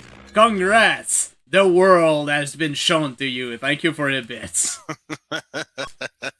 So, if we look now, you're engaged to Marion. And, yeah, you have a little bit less money than you used to. Eh. But it still would have been like 4,000 something if I didn't get a full-time job. So it's slowly but surely going up at least. With that said, back to marriage once more. We can Sure. actually plan a marriage. Plan and have a wedding. Marriage is a serious commitment, one that should last a lifetime. Are you sure you can handle it? Mm-hmm. Do the two of you want a large or small wedding? Well, I just got offered a full-time job. Obviously, go full scale. Large. Okay, as long as the two of you have agreed on it, what kind of honeymoon would you like to have? Extravagant? Nice? Romantic? Not necessarily too fancy? Or quiet and simple? I think in Marion's case, nice and romantic, but nothing necessarily too fancy. Alright. That sounds nice. In what kind of area do you two of you eventually want to live? In the city, in the burbs, or in the country? Well, why don't we go to the city? I hear that New York is a nice time. Oh, apparently now is not the best time to talk about that. Let's try the suburbs.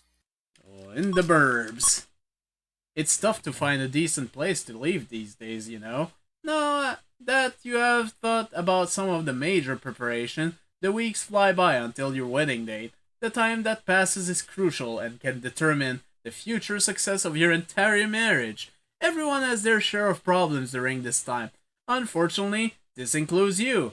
Approximately 1 week before the wedding, the following happens. Your wife-to-be tells you that she wants to keep her maiden name. She's absolutely stubborn on the issue. Does this make you want to change your mind about the wedding? It's just a name. I don't see why it should affect anything majorly. So it Nope, not a doesn't big change deal. your mind. Okay. No biggie. Your wedding day seems to be going almost along perfectly. It will surely be an unmemorable occasion. Unfortunately, you get into a car accident on the way to the wedding and have to say your wedding vows in the leg cast. Your wedding night comes and you climb into bed with eager anticipation. Marion is in the bedroom, getting ready to join you. The door opens.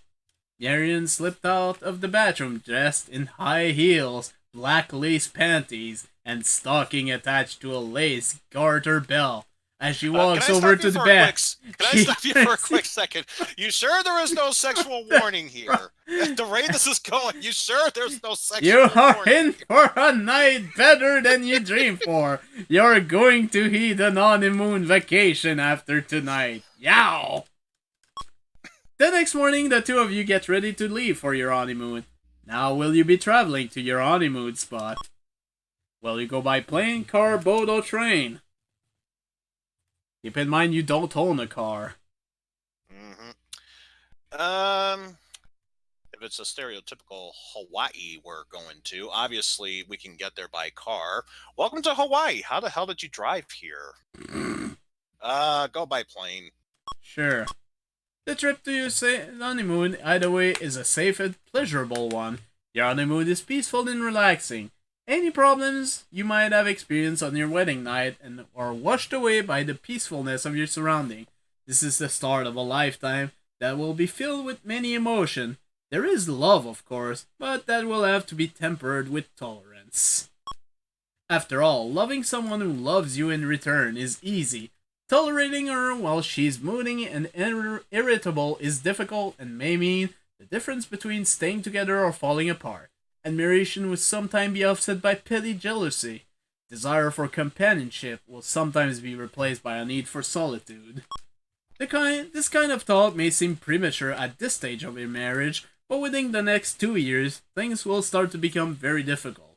The newness of the marriage will wear off, and you will have to start coming to grips with the fact that your partner is not as perfect as you would really like. This is not a bad thing, but it is reality. Your ability to adjust to your partner's strengths and weaknesses, and vice versa, will ultimately determine the success of your marriage. Good luck! Please check your resources file to see how your wedding gifts have affected your status. useless. And the And first thing now, we're going to do is immediately ignore them. No. and by the way, now you have the option to try for baby. I'm just saying. But yeah, I was dead serious. Let's check on But the yeah, resources. this icon is now useless until unless you eventually divorce for some reason. But anyways, let's take a look. So you're 28. You're married to Marion. Other than physical, all your stats are doing fine. I have a bit more vocational, I have noticed. So Well, I mean, you're a pretty successful teacher. that's good to know. All your stats are pretty high. Holy shit! Nothing lower than 79%. Way to go, Yeah. me. And you still And it's almost have still $10,000. You could buy something if you wanted. I could, but let's be more social about the scenario. So go to the right. Sure. At a party, you meet a group of people who are into the artsy side of life. They are extremely analytical people who express themselves creatively. Some are artists, some are dancers, some stealth-style, Renaissance people. They are apolitical, non-materialistic, and consider the best decision one made on the spur of the moment. They are certainly different. What do you feel about that? What do you want to do about that?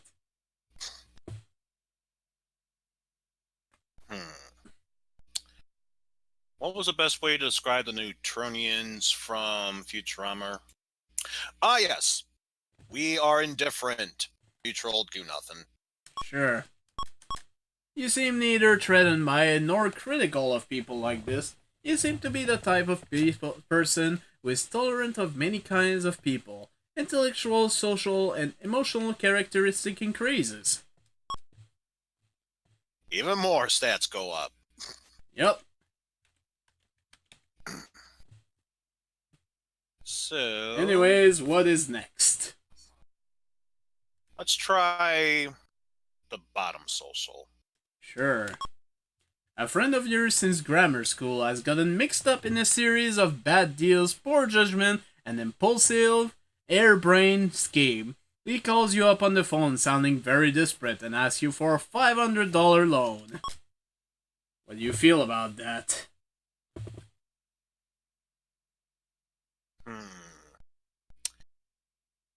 Show a little bit of pity and ask exactly what he's going to use it for.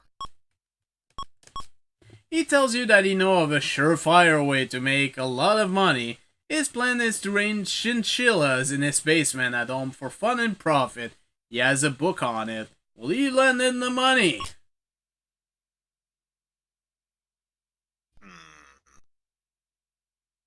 Can I see that book 1 sec? Ah, there's your problem. How to Raise Chinchillas. Written, directed, and produced by Jeff George. Yeah, that's a 100% fail plan. Say no. Your friend is crushed. Now he has to get a real job. He didn't say crushed by my refusal, so maybe he's starting to see the light. Think about that for a sec as we move to the job position on the left. Sure. You have the opportunity to attend a conference that might provide you with information that will get you further ahead in your field. Are you interested or not?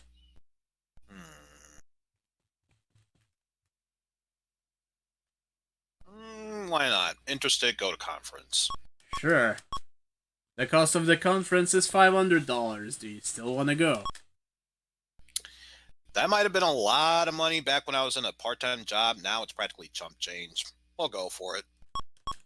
Because you are strong intellectually, you gain valuable information from the conference. Your increase in resource reflects the skills you gained here. Regardless of what you might have gained or lost intellectually, you have excellent social skill. As a result, you make contact that help you along in your profession. Your gain in resource reflects this. Hehehe. So, check the amounts for curiosity's sake. Sure. Yeah! Yeah! Woo wee! Almost doubled! So, with that said, I think we need to get ourselves. Uh-oh. So let's go buy some stuff. Oh, okay. For a second, it kind of cut off, but okay, everything is fine.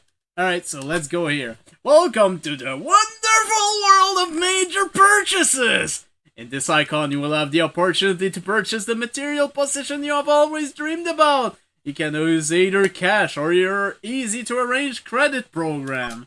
While you are in this icon, I will encourage you to spend to your heart's content. But please note that spending beyond your means can, and in most cases will, be hazardous to your emotional and physical health. Also, keep in mind these ancient words of consumer wisdom, caveat emptor.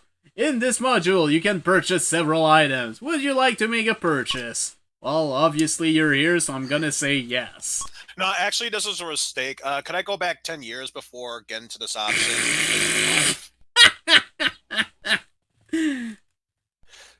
But yeah, keep going. Oh, fabulous! Your salesperson will be Bob Roberts. What would you like to purchase? You have many choices. So we have several different selections here. We have a watch, we have some stereo equipment, some photo equipment, some video equipment, some computers, some sports equipment, some very, very happy little clothes and wardrobes and automobiles, some library books, boat, and also we have some toys and goodies for the wife and kids. These are So happy little apparently things. Bob Robertson is Bob Ross. Okay, I see how it is.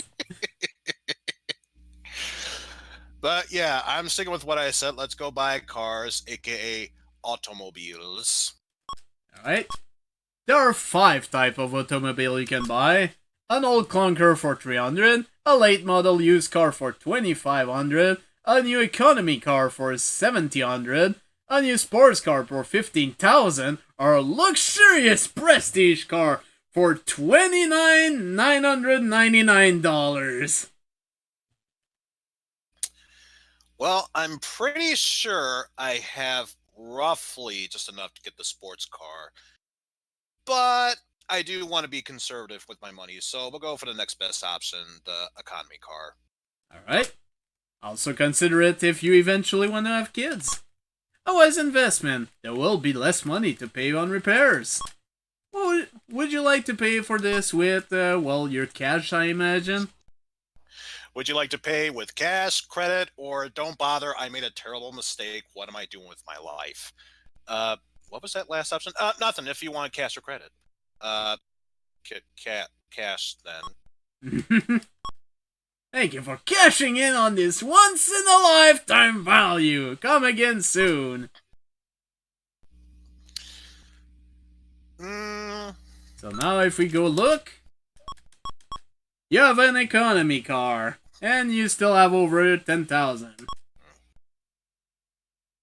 Speaking of which, let's see if we can buy anything for the missus. Alright, so go back to the shop. Mm-hmm. Alright, let's not stay all this stuff again. Yes. So what's next? Blah, blah, blah, blah, blah. Let's see if we can get some clothes and wardrobes for the missus. You can buy some new clothes at $50 per purchase. Do you still want to buy some? Sure. Social sphere increases slightly. I will assume that you have at least average taste. Would you like to pay for this with, it's gonna be cash. With more cash. Come again soon. And let's buy one more thing. Alright. What's next? Let's get ourselves a watch. There are 3 types of watch you can buy. A cheap one for $10, a better one for $500, for $50, or an extravagant for $500. Because, we just got a new economy car. We got to go extravagant with the watch. No. We'll just go for a better one. Alright. A somewhat sensible choice. A more expensive watch would probably last longer than a cheap one. Not necessarily. Social and intellectual sphere rise slightly.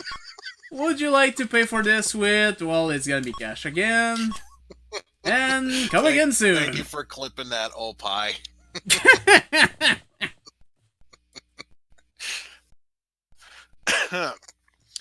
So, with that said, let's go to, I think it was the family option you said for trying to make a baby. Yeah. So, Yeah. try to have a child? Yeah. Would you like to try to have a child with your wife or adopt a child? Well, we barely even attempted it, so let's try getting our wife pregnant. Try for baby. No luck this time. If you want a baby, trees, try again. 6 shots fired. Nothing but blanks. Let's go for the social. Alright. This episode contains subject matter of a sexual nature. Do you wish to continue? And we just went through a sexual episode, so obviously we're going to pass, but no, go for it. One of your friends is getting married next Sunday, and you have been invited to his bachelor party. The best man for the wedding has hired a performer for the evening. Her name is Helga, the Norwegian torch. Her talent is taking off all of her clothing, dousing herself with a flammable liquid, and setting herself ablaze and dancing until the flame burns out. The most amazing aspect of her performance is the fact that she damages neither herself nor immediate surroundings. After Helga's performance, she relaxes with the people at the party wearing nothing more than a black G-string. At various intervals during the night, she whispers to the different gentlemen at the party, leaves the room with him for about 10 minutes, and returns. She leans over and whispers in your ear that she would like to perform a very bizarre sexual act with you. Are you interested? Not interested. Okay, before we move any further, let's just get this out of the way. She is called Helga the Norwegian Torch. She douses herself in flammable liquids, lights herself on fire, and entertains. See, normally when you would participate in something, you'd have to sign a waiver. In this case, she's doing a job. She has to sign the waiver for herself just to make sure she's entertaining people. Bizarre food for thought at this point. But yes, I am a happily married man. So I'm going to say not interested, and tells her it sounds like fun, but not really into it. This is an experience that could have left a long-lasting impression on you, in more ways than one. Many of the people who went with Olga that night were left with a souvenir of the experience. Fortunately, with a few shots of penicillin, it went away. So you escaped something bad, so that's good. Yeah, I would have felt something burning in my crotch, and it wouldn't necessarily be from the Norwegian torch, necessarily. One more shot with the missus. So, you want to have an experience or try for baby? Try for the baby. Try to have a child, and... Getting the missus pregnant. And unfortunately it didn't work again. What?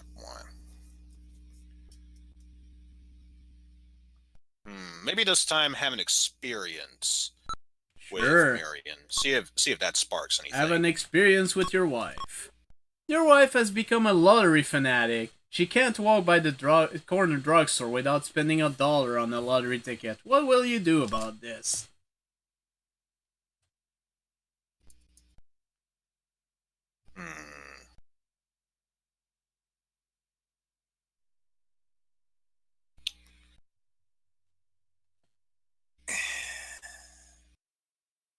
Doesn't say how often she stops by the drugstore, but I'm assuming if it's every day, that would sink much more. I'm going to say that it might be a good idea to consider how much money she could be saving. Alright. You can't reason with a gambler. She says she has to win one of these times. And when she does, you'll both be on easy street. Sure.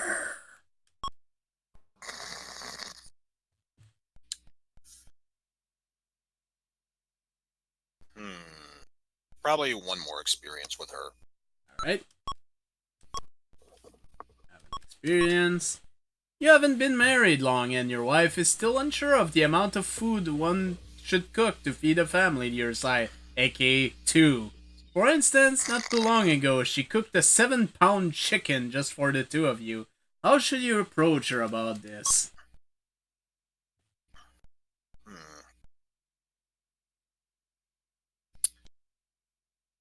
Well, especially if it's just the 2 of us, tell her gently that she should probably consider a chicken that's smaller.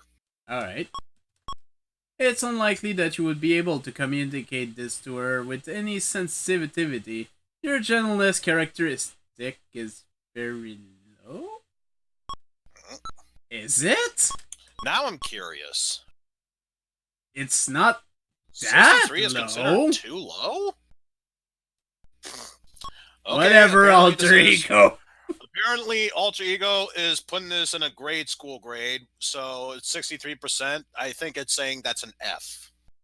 That's good to know. Also, apparently, you almost have $20,000. Alright, one more shot with the baby. Alright. Try to have a child. Have a child by trying to make your wife pregnant. And unfortunately, it didn't work again.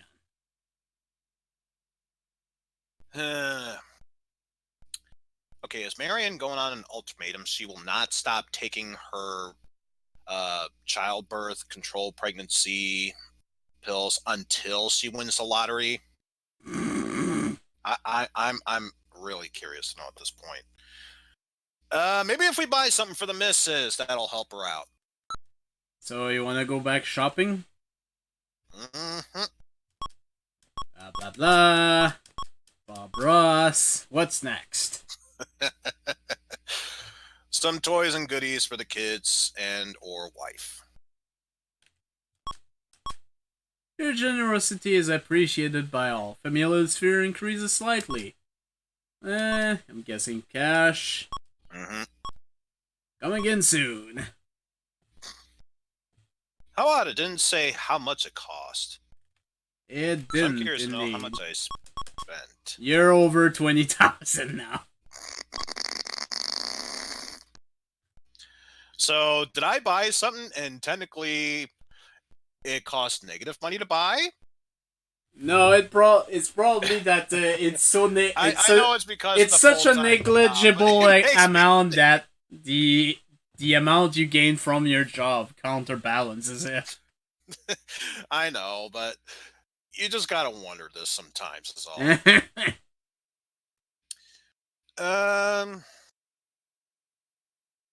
Well, if I can't get the missus pregnant, maybe adoption will work. You wanna try to adopt a child? Mm-hmm. Alright. Adopt a child. Adopting a child can be complicated and difficult. You must also pass strict screening requirement. Do you wish to continue? Why not? There is a newborn female child that is currently up for adoption. Is this suitable?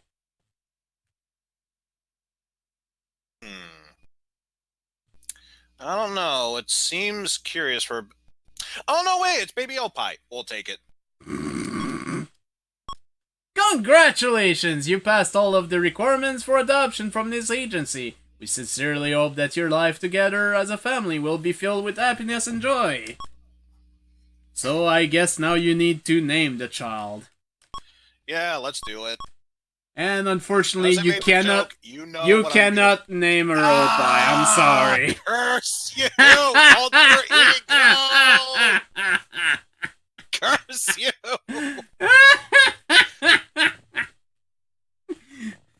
Well, in that case, we're going for the next best choice. Opie, you're in chat. What do you want me to name yourself?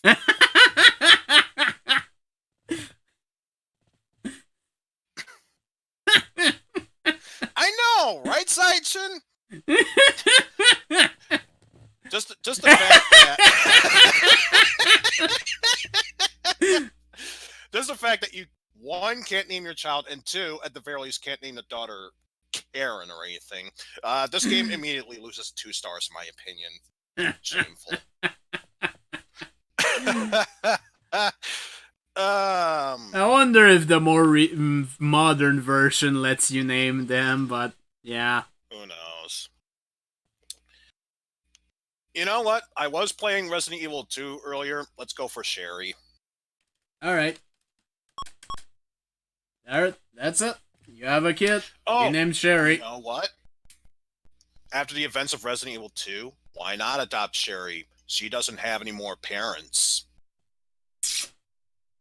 Well. As for why, that's a major spoiler. So now you can technically have a family experience if you want. Or you can try for another baby! Or you can just move on the line. Let's have a family experience. Alright. You are watching Sherry sleep peacefully in the crib. Suddenly, Sherry's mouth opens in a perfect O shape. Hands clench in tight little fists. The baby awakens and focuses intently on your face.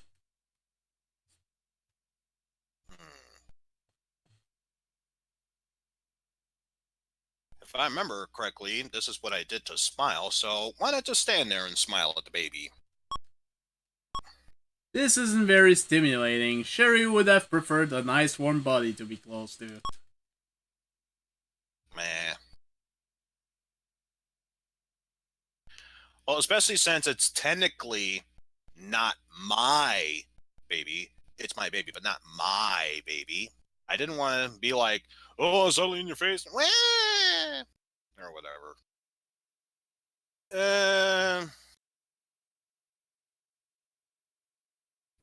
Fourth time's a charm, maybe? Try to get her pregnant? Alright. And no luck. I'm telling you, nothing but blanks. I guess we'll go to the heart at the bottom and keep moving. Alright. A friend from high school calls you up in a very serious tone of voice. She says she needs to speak with you about something right away. Her life is falling apart and you're the only one who can help her.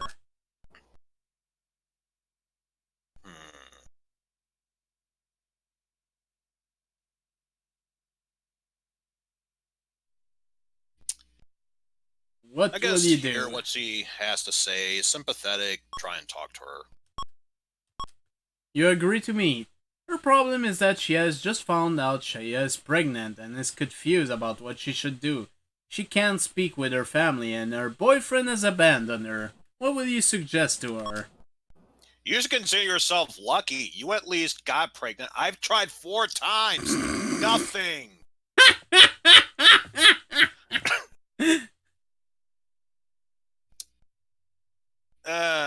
At this point, just try to help her to come to make her own decision. Alright. A sensitive choice. You must have realized that giving anyone such a direct piece of advice on a matter as serious as this would surely be a mistake. If things didn't turn out well, she might hold you responsible. Unfortunately, it is often very difficult to help someone in trouble sort out his or her true feelings. The person may come to rely on your direction. She may begin to lean on you so that you begin to feel responsible for her, even though you did not actively try to give her advice. While I don't want to say that a person can resolve a crisis only by seeking professional help, it is often the best way.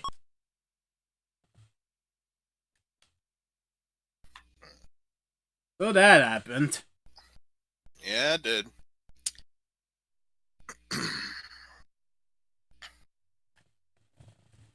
Well, I guess after that moment, we'll go for the middle bottom butt cheek. I mean, heart. Alright. You are about to spend the afternoons catching up on some work when your steady partner reminds you of a promise you made to go shopping with her to pick up a birthday present for her mother. You did promise, but right now, catching up on your work seems to be a higher priority. Your partner doesn't seem to understand this. She keeps saying, "You promised."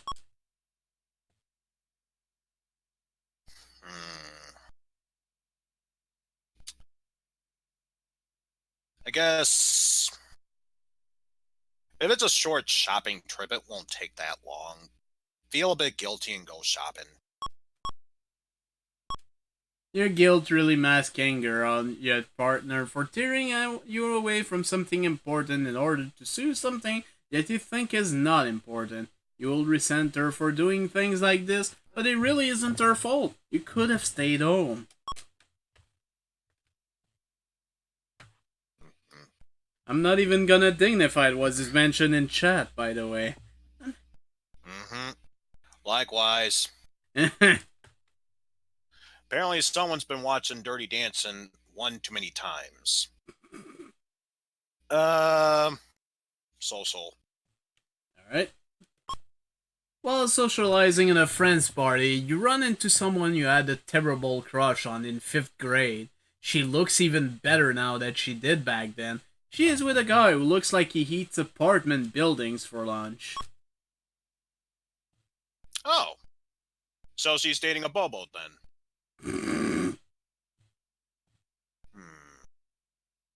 Let's be sociable, walk over and say hello. You are introduced to Duke, her date, who excuses himself to look for something to eat.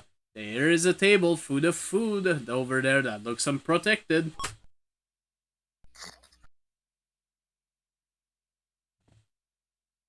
You wanna just make small talk or bring the fact that you had a crush? Since I am married, I should feel no shame in bringing up the fact that I had a crush. As the sweat dampens your palm, you take the risk of telling her that back in grade school, you thought she was irresistible. She had dimples, blonde hair, and 3 freckles on each cheek. She admits that she had quite an impression of you too. Everyone used to call you squirrel cheeks because of the way your teeth were too big for your mouth. She continues, everyone thought you were such a nerd. With that, Duke walks back with clam dripping from his chin. Your attraction for her seems to wane by the second. She and Duke seem made for each other. Welp, that happened. Didn't tell you how to handle the situation, so you're on your own there, Missy. And quick look at finances. Sure. You're 33. Gentleness is going down somehow. And you still have over 20,000. Near 22,000. Let's go shopping. Alright. Blah blah blah, Bob Ross. Yeah, no, not a watch. Almost went too fast. What do you want to get? I think I am doing fine, but for now, since I think it would help me get work done quickly, let's see if we can invest in a computer. Sure. You can purchase 3 types of computer. Reminder that this is in the 80s. A 32K computer with cassette tape drive, a 128K computer, work alike with dual disk drive, or a super powerful 512K computer with 10 megabyte hard drive. 10 whole megabytes? That's like 100 times more kilobytes than ever. I got the money for it. Let's invest in a supercomputer. Alright. Your new 512K computer becomes a powerful, useful tool. It helps you vocationally and intellectually. And I'm guessing you're gonna pay this with cash. Cash money, baby. Come again soon. And speaking of shopping, let's go for one more trip. Alright. Blah blah blah. Bob Ross. Next up is... Next up, let's go for library books.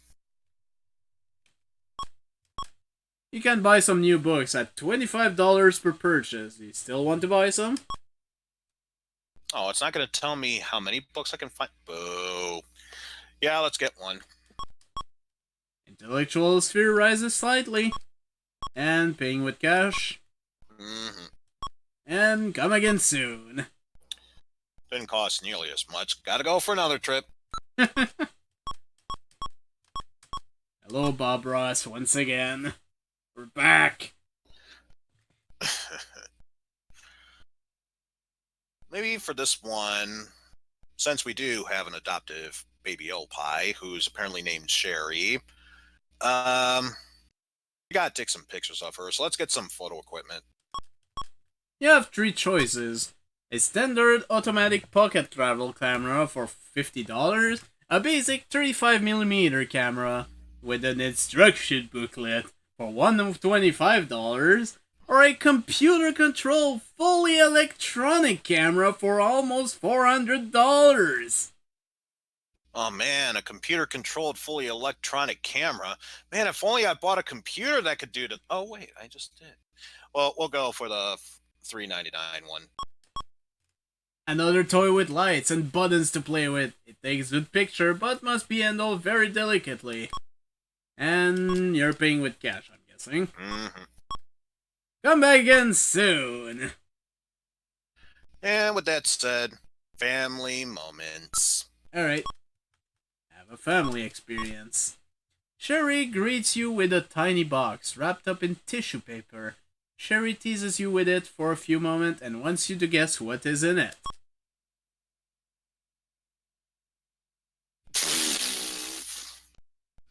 Yes, tell this baby who is a baby that you are too busy to play along with the baby. No, let's play along with this. You make the perfunctory 100 guesses with no success. Finally, Sherry unwraps the present and hands it to you. It's a clay coaster with the words "I love my daddy" scratched into it. A big huss and kiss from Sherry completes the special treatment you're being given. How cute. Oh, that's so adorable. I want to spend time with my wife. Alright. Have an experience. Your wife has left a package with a little note on it by your night table. Just as you reach for the package, the phone rings. It startled you and you drop the package behind the bed. Will you answer the phone first or retrieve the package first? Well, you never know what's going to be on the phone. Let's check it out. Alright. You are reminded by the person on the other end of the phone that you have forgotten to do something very urgent. There's no time now to crawl under the bed to get a package. You will have to wait until later. Well, in that case, fifth time's a charm. Let's try and get the missus pregnant. Alright. Nah, luck. And that's the end of young adulthood. This may have been a time in your life when family activity took a backseat to establishing some independence. In general, your family relationship are good. Physically, you have not been very healthy. You have wisely chosen to stay away from drinking and drugs to a large extent. In this phase of life, some of the issues you have faced are what crowd of people you want to associate with and what material items bring recognition from them. Somewhere along the line, you may have devoted a portion of your life to a worthy social cause like a charity event or the Peace Corps. Your social skills are excellent. Congratulations on your marriage to Marion. Now regarding your emotional and personality development, you are a very trustworthy person. Even though we all have our secret, you are doing a very good job at keeping your wilder side under control. You seem to be enjoying yourself, even though you experience the blues every once in a while. It's nice to see that you are not having a depressed, traumatized life. You can be sensible and understanding. You are usually cool, calm, and collected. Vocationally, you are doing well. You certainly have a good head on your shoulder. You are not only book smart, you also have plenty of common sense. By this time, you may have been feeling a bit of pressure to achieve or get ahead, buy a house, or possibly even settle down. You have gone through quite a range of experience already, but there is a great deal more to come. Welcome to Adulthood proper. And we have the same icons, basically. Mm-hmm. Which, you will probably not need to use these two ever again. Or this one, because fuck loans. But hey, if you want to take a loan, I'm not gonna prevent you from doing so. Well, I got a whole shit ton of money. Who says I can't have more? Har. You're 35, by the way. And you still have over $20,000. But yeah, it did mention that physically speaking, I could be better. So let's see if there's any good gym equipment I could buy. Alright, let's go to the shop. Hi, Bob Ross. Sporting equipment? Sport equipment. You can buy sport equipment at $25 per purchase. Again, you can't just get a set, just... Yes, I'll go for it. Physical and social sphere increase slightly. I will assume you use the equipment you buy at least a little before you throw it in the bottom of the closet. And, cash? Yep.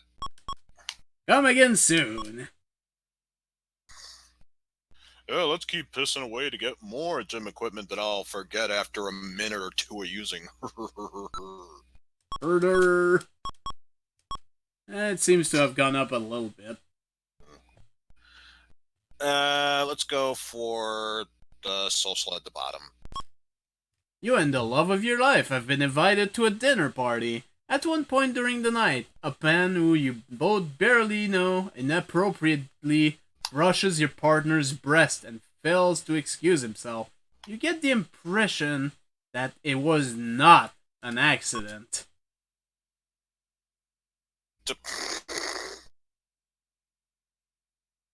Yeah. Oh, you touched my woman's breast. Boop joke. I'm gonna be jolly. Herder.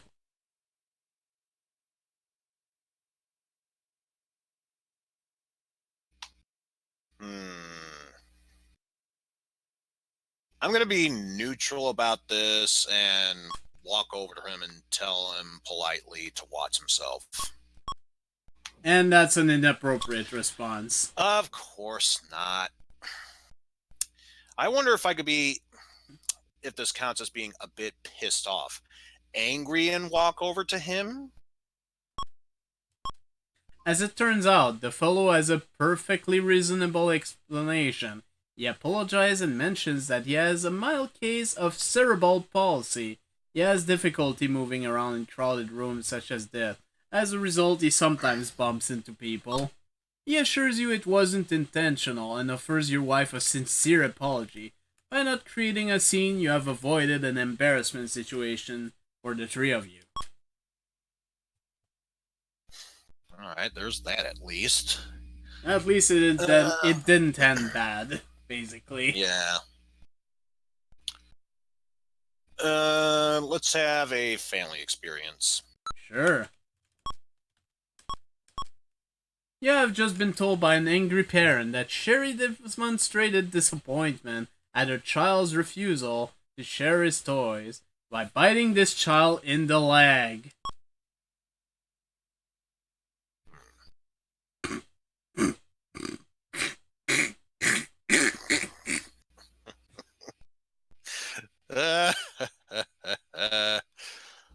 Will it be the return of Kid Eizen to defend the child? Then again, if memory serves, didn't Opie do the same thing, only his ended better than mine? I don't actually remember. Who knows? It was female side, so who knows? Yeah, who knows? Maybe females are better at biting people without getting themselves hurt. No comment. Yeah, I'm just leaving it at that, not following up with that. You know what? Fuck it. I'm going to deny my pass and reprimand my child for biting. Even if the other child might have it coming, biting is not a very socially acceptable way of expressing displeasure.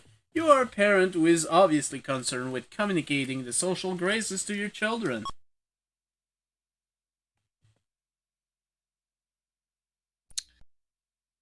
And with that said, experience with my wife. Right? During a sexual experience with your wife, you notice your mind drifting off. You begin to imagine your wife as your favorite movie star, and suddenly you are more aroused than ever. Marion notices the change and asks what got into you. What will you do?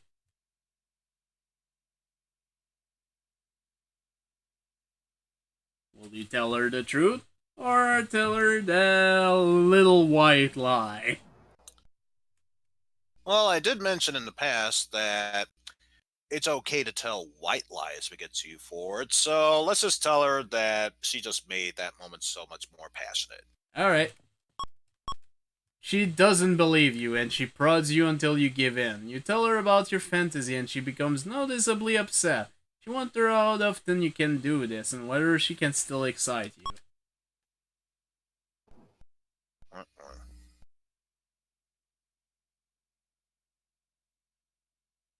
Well, for one thing, tell her that I still am excited about her, but you know. Alright. She says she understands and says, now that I think about it, I once make believe you were someone else too. Well, she prodded me about what I was thinking about. It's only fair I ask her who she was thinking about. She imagined you. She tells you she once imagined that you were the checkout clerk at the local supermarket, you know? That young kid with all of the muscle. How do you feel?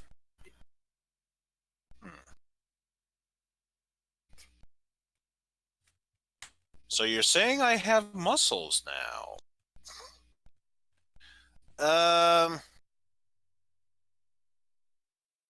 You know what? Water under the bridge. I say. That cut, sorry. Can you say that again? Sorry about that. I said water under the bridge. That it's just fine. Alright. Your confident characteristics show that this is something that you would indeed be able to handle. And there we go.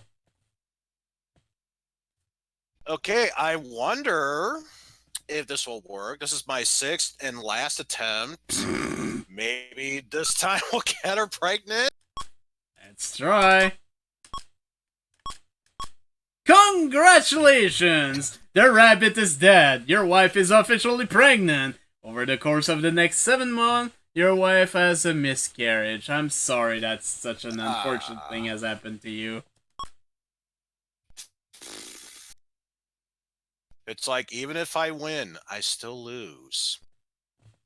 Sad face. I give up. I give up. I give up on life. If I fail, I fail. If I win, I still fail. Well, there's only one way how we can work this out. If we can't get pregnant, adoption's the answer. So you want to adopt a second child? Yep. Alright. Do you wish to continue? Yep. You don't meet the requirement for adopting from that agency. Thank you for trying. Want. Maybe if we're a bit more social about the situation, we can get to the bottom of this. Alright. You and the woman of your dream are taking a weekend trip with Jill and Mock, a couple you have known for a long time. During the trip, you notice Mock becoming irritable, having loud public discussion about very personal matter, and drinking heavily. You're beginning to think that Mock is an alcoholic.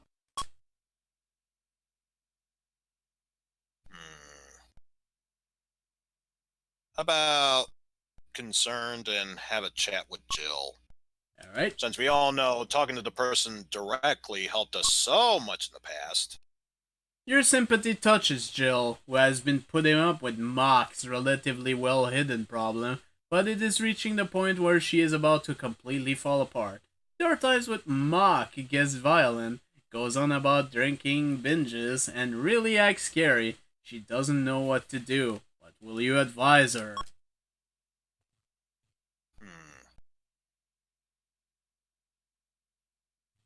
The offer is professional help, a divorce, or offer to talk to Mock yourself.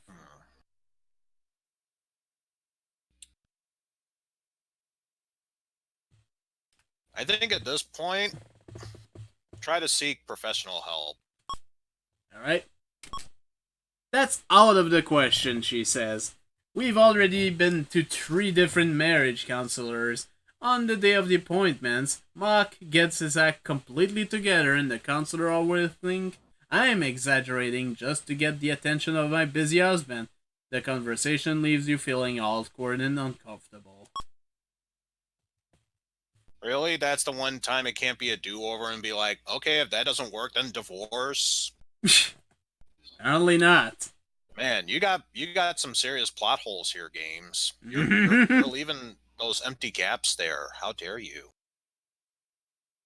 Well, that was definitely a moment that made me think long and hard, so why not go for the brain? The brain. You're fiddling around in the kitchen on a Saturday afternoon trying to prepare a snack.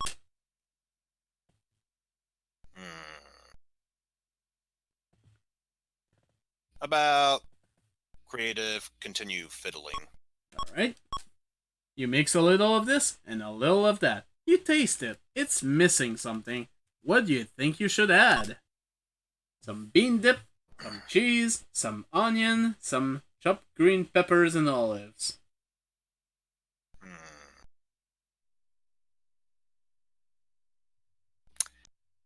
Why not try some more cheese in there? Eureka! That's it! You create. Oh my god! Thank you, Psych, for the host. Whoa! What up, Psych? Welcome to this Busty Bucket Bay. What did I miss?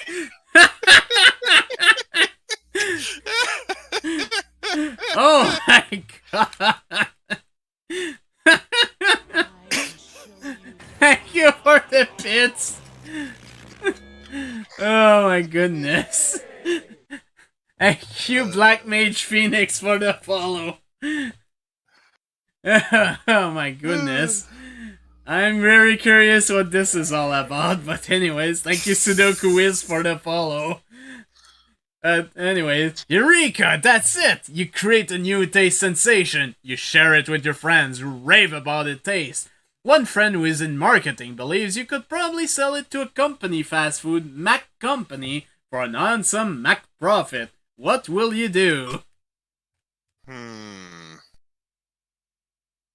Will you try to offer it to the company or keep the recipe a secret?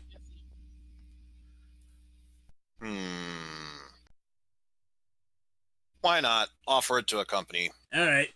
We could use a little bit of cash. Sure. Congratulations! Your product is accepted. You earn approximately $500,000 in resources. You become an overnight legend in the fast food business. Holy shit! And somehow you spend a lot of it already. Fuck! You are a very rich man, Eizen.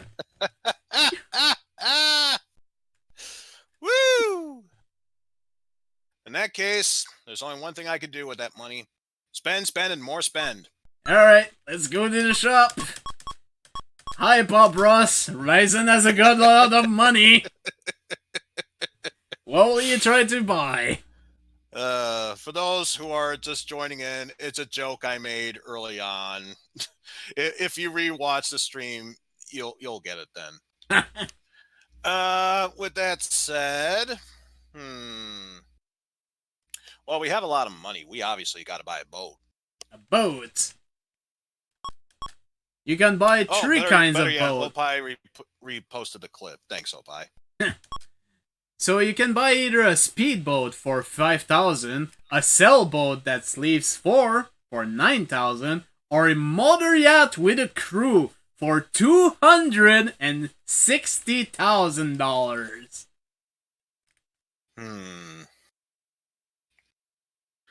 Let's see. And from what I remember, you can technically afford this. I can. Technically. Well, so far it's the most expensive thing I can get. Chances are I probably won't see anything like this come by in a long while. I say fuck it, let's buy this son of a bitch. You wanna go for the motor yacht? Let's go for it. Ahoy, Captain Moneybags! It won't be long before you own your own ocean to go along with it. And you're gonna pay with cash, right? Mm-hmm. Right. Come again soon! Let's see your, Yeah, you're down the dumps, but hey, you have a yacht now! Yeah. A teacher with a yacht, who would have thought? What will you do next? With that said, I gotta have a family experience in my yacht. Alright. Sherry wants to sleep over at a friend's house. You have met this friend before, and I've always noted that this child's parents do not seem to impress the right kind of cleanliness habit of the child. Will you give Sherry permission to go in spite of whatever reservation you might have? It said it was Sherry's friend. Didn't necessarily say it was her best friend. I think she will get over this, so I'm gonna say no. Alright. Sherry is disappointed and cries. Your decision to be a bit stricter was a sensible one. Well, that ended okay, I suppose. What's next? Let's see if I can make it up to her with another family moment. Sure. At a large picnic, you and Sherry are asked if you want to join a three-legged race. Sure, we'll join in. Sherry says, I don't want to be in any dumb three-legged race. Apparently, your kid said if it's no. about your friend, I can help you with the cleanliness. You can't take this out on me, baby. Oh, goodness. Okay, if you want to appreciate the yacht, maybe Marion will. Let's go for experience with the missus. Alright. You are noticing that the family budget is getting very tight and you are going to need some help paying the bills. You are positive that Marion has a few dollars of mad money stashed away that would really help out.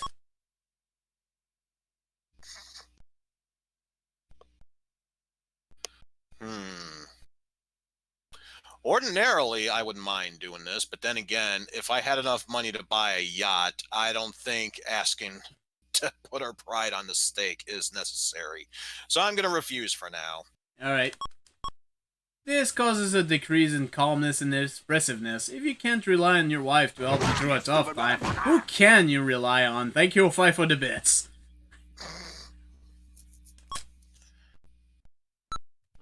Just by pure curiosity. Oh my god, okay. Yeah, your money did go down quite a bit. You're down under 50,000.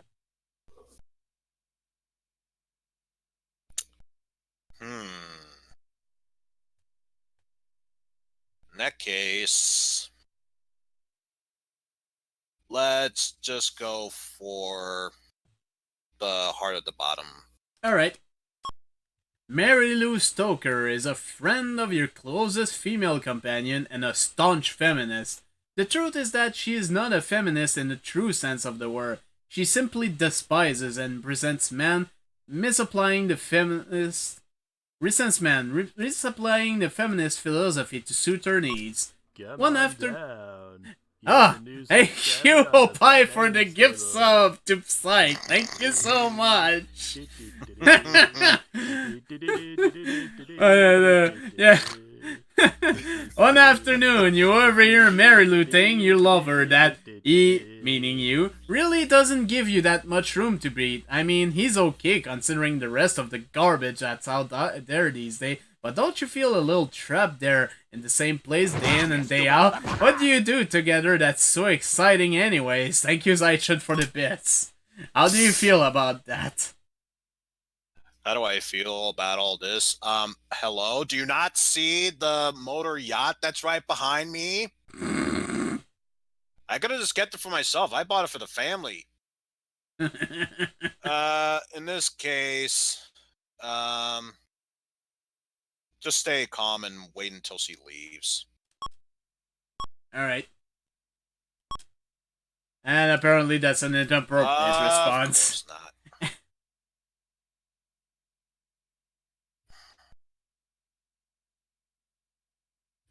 In that case, calm and say and do nothing. Alright. This response suggests a great deal of confidence on your part. You're absolutely right. Protesting too much will prove her point. On the other hand, not talking about any resentment you may be feeling can work against your relationship. Would you like to change your mind and have a discussion about it? Nah, not really. Alright. Okay. Okay.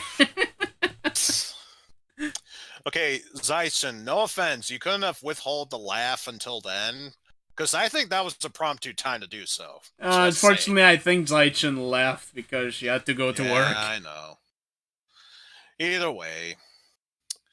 Let's go for the next butt cheek just to the right. You mean heart. Yeah, I'm Anyways. gonna call them butt cheeks from now on. Okay. While searching through the mail, you come across a hand-addressed letter with an unfamiliar return address. You open it and read the handwritten letter inside it. The letter requests that you handwrite 10 copies of it and mail them to 10 different people. It contains testimonial from the people who have faithfully performed the task to become the beneficiary of much good fortune. It reads, a woman in Peoria, after receiving this letter and carrying out the instructions, won 2 free dinner with every vacation purchase to the Maplewood Dude Ranch and Elf Camp, and a free copy of the Jacques Cousteau illustrated guide to marine life of the Dead Sea, that she feels was good luck passed on to her by the letter.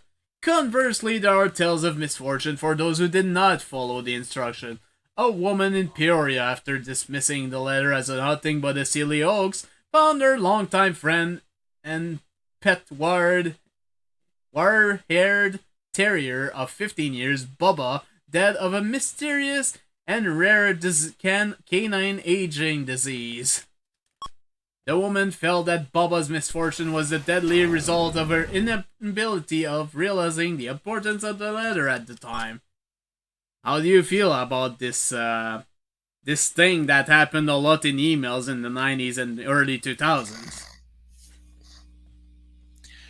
Because, as we all know, you need to send 10 letters. Also, thank you for the bits, by the way. And if you send only 9 of them, apparently you're bombarded with nothing but pop-up creepypastas till the end of time. So, I'm going to say non-compliant, do not perform the task. Alright.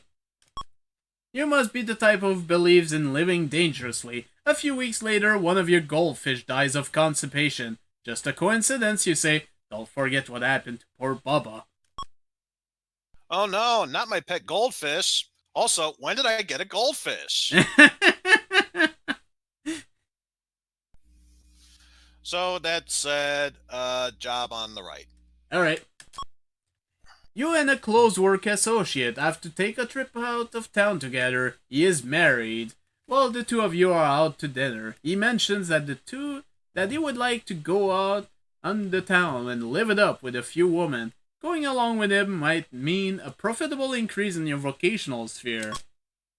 How do you feel about that? I'm gonna feel a bit uneasy about this and tell him I'd rather not. He asks why you don't want to go with him. How do you respond?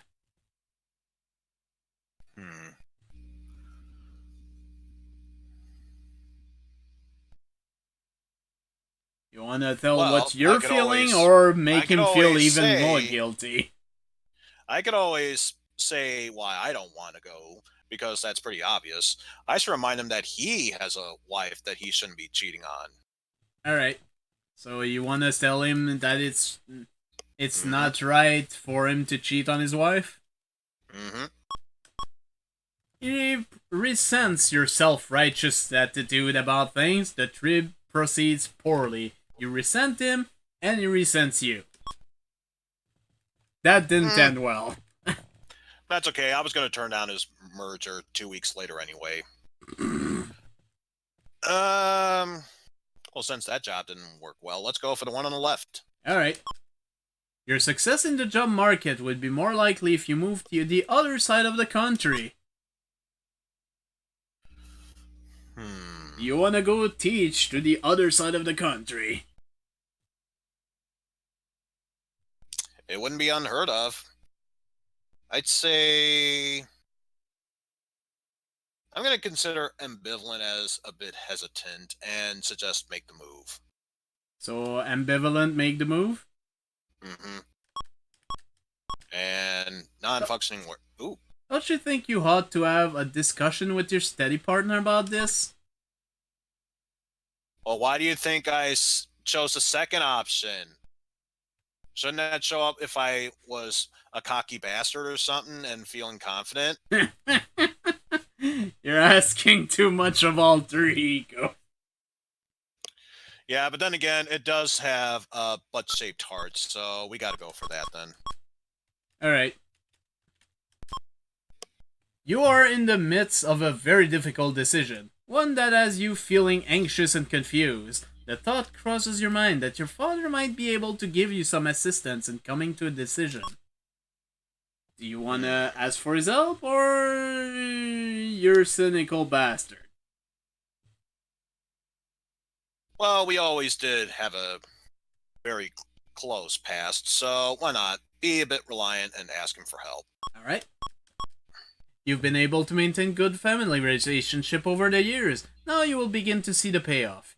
The bonds you have developed give you a strong system of support. Your dilemma vanishes with some simple wisdom shared with you by your father. Your life sphere improve across the board. Congratulations. Mm-hmm. Yeah, I solved those life problems. Wait, whatever they were. When did they show up? I'm so confused about this. I need to talk this over with someone. Good thing there's a social square to the left that we can interact with. Alright. While rubbing elbows with some trendy upwardy mobile types, you are past a small mirror, on the surface of which is a line of fine white powder. Gee, I wonder what this is. Not interested, pass it on. You may be wondering what you're doing at this kind of party in the first place. Fads like this often have a way of touching a person's life in one way or another. They touch some people harder than others. Snorting up some of the white stuff seems to become a preoccupation with many people your age. Some people even devote their lives to it. But not you. Man. Congratulations. Man, devoting our lives 24/7 to non-dairy creamer. Such I don't think that's what it was. Was it non-dairy? Oh, I get it now. I'm sorry, chat. I got it now. I said it was non-dairy creamer. My apologies. Obviously, it was the laundry powder. Okay, moving on with the physical upward. Right. I'm just gonna move it up a little bit. On a warm Saturday afternoon, a young neighborhood kid challenges you to a strenuous physical competition. Will you accept or reject? What do I get the feeling if I chose not competitive but accept the challenge anyway? It's going to say inappropriate response, which means I have to try it out. All right. And it isn't appropriate. Of course. You know what? Why the hell not? Competitive, accept. All right. You must be losing it. You remember a time where you outran, outjump, out-hurdle, outbox, and outbrag little guys like him. Now he's got it over you. When this game is over, he puts his arm around your shoulder and smiles. What you've given up in victory, you may have gained emotionally. You're a good sport. So not that bad overall. Yeah, pretty much. Let's go for social up above. Alright. You're attending the dinner party of a close friend, Michael Lewis, and his attractive wife, Judy. All through dinner, Judy has been passing admiring glances your way. She has commented on your clothing, your jewelry, and your cologne. Michael doesn't seem to mind his wife's flirtatiousness in the least. While cleaning the dishes and preparing for dessert, Judy asks if you would help her do something in the kitchen. How do you feel about that? What Wait, will you Michael, be why do you doing? not feel that? Oh, he's a Mormon, so he's got like 5 other duties. No wonder that's the case. Let's see.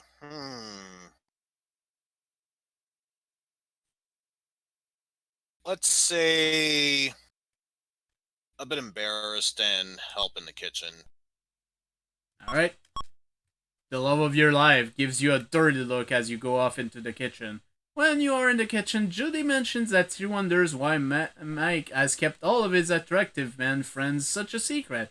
You sense that she is beginning to make her move. What will you do now? Will you flirt? Will you blush and return to the dining room? Or, well, you could also freeze up with anxiety. Excuse me, I thought you needed help with the dishes, not your dishes. It's a shame that the blush option is there, but otherwise, just return to the dining room. Alright, so blush and return? Yeah. I guess she was a bit on the forward side. Just when you are about to return, she says, "Come on, don't be so shy. I was only giving you a compliment. Help me bring this fruit out to the gas." She walks over to the refrigerator and takes out a large bowl of fresh fruit. She removes a large strawberry and places it between her teeth, letting it disappear slowly into her mouth with a mmm. When you return, your partner is very suspicious about the sound you just heard. Trustworthiness goes down, even though you didn't actually do anything. So, with that said, gotta go with the missus. Try and bounce that back up. Alright. Have an experience. There is an appliance in the kitchen that absolutely needs fixing. Mind you, it doesn't need fixing right now, this very second, but Marion has it in her head that it would like to see it get fixed now, so that she will have it when she does need it. You are sleepy and would prefer to take a nice relaxing nap. Your wife is beating the bush, trying to locate you for the assignment. What will you do?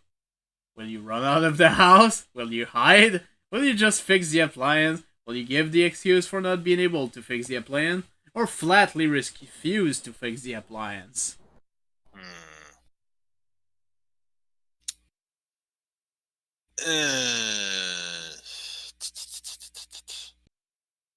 I'm surprised there's no option that's kind of like how it was in my past, where my dad was too sleepy to fix the bike, so I let him continue napping and he was able to fix it.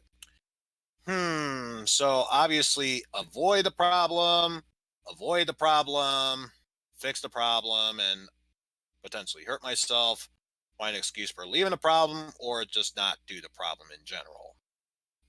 So many problems, so little solutions.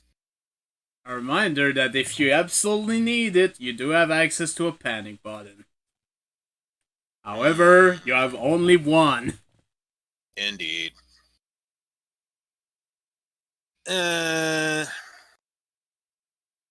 Just for her, I'll fix the appliance. Alright. Don't want to get on her bad side. You remove the back panel of the paneling that says "Do not remove unless you are authorized repairman," and begin fiddling with the loose wire. You seem to have fixed it. When you test it out, bzzz, your body feels like it was towed over a cobblestone road. You were just given quite a shock. Now you don't have to worry about fixing it. It's a charred mass of aluminum and wires. Well, that didn't go very well.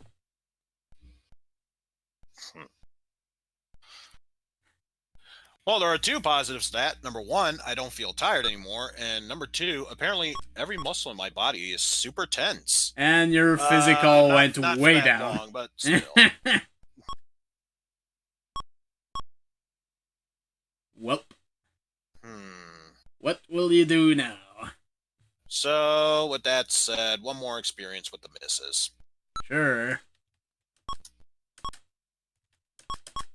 Do you like playing tennis? Not a huge fan, but I don't hate it, so we'll go for it. Your wife would like to play you in a friendly little game. Would you care to join her? Of course. Okay, she serves first. Twack! She aces you. Twack, twack, twack! It's set point. You're losing.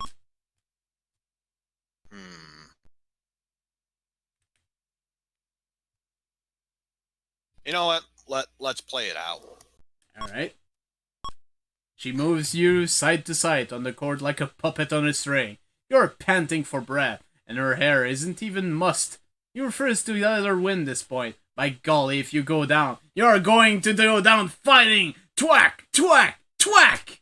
She drives you back to the baseline with a lob. You make a futile style at the ball and watch it sail over the net. It makes it over. You're still alive. Your wife's at the forehand.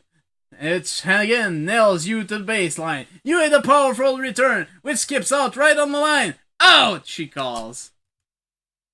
What? You want to challenge the call or let the call stand and lose? At this point, I am super out of breath. It's not worth arguing about it. Just let the call stand. Alright. I thought this might have been a tough thing to swallow. Now tell the truth. Are you a bit angry at Marion for beating you? Not really. She beat me fair and square. Alright. Your general scores seem to support the fact that you really wouldn't be. You must be a nice guy. But yeah, if I was panning with all that breath, I gotta get a physical. Make sure nothing's wrong with my ticker. Alright. You have just taken off your socks and shoes after a long, tiring day. You would like to nothing more than to begin a nice, lazy, relaxing evening. The clothes hamper seems a mile away. Are you gonna be lazy or are you gonna be responsible? Nah. I'm the type of person who knows if I forget to do it now, I will forget to do it in the future. I'll be the responsible one and walk to the hamper. You're so neat and wonderful. This will contribute to great success in life, but every once in a while, you have to let go. Live a little. When you just love to try to make a 50-foot jump shot into those socks right into the old hamper. That would be nice, except for one thing. I'm terrible at basketball. No thanks. Incredible self-control there, sport. So there's that. Yeah, it can be a pretty strange game, honestly. But it's interesting to see what anyone makes of choices in these. So that's why we're doing this. Exactly. Anyway, what's next? With that said, speaking of physicals, we gotta go to the butt cheeks to the right. You are waiting for some important news that might drastically affect the course of your life. For some strange reason, every time you think about what is happening, you get the urge to munch on something. I kinda know that feeling. And it's annoying as hell. Yep. That's the thing about guys like me. We are on the boredom diet. We have to keep ourselves entertained because once we hit that period of boredom, the first thing we think about is food. Yeah, I know the exact feeling, honestly. So, with that said, naturally, I'm going to be a bit hungry and snack on something. Alright. This can lead to disastrous outcome. Fortunately, you have the self-control necessary to keep your eating habits in check. You could gain a lot of weight eating when you're nervous. Once again, I know that feeling.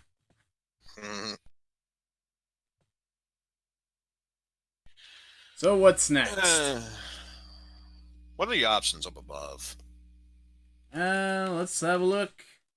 We have a lot of job options. Speaking of self-control with food, why not go for a physical? Sure. It's about time you had the physical.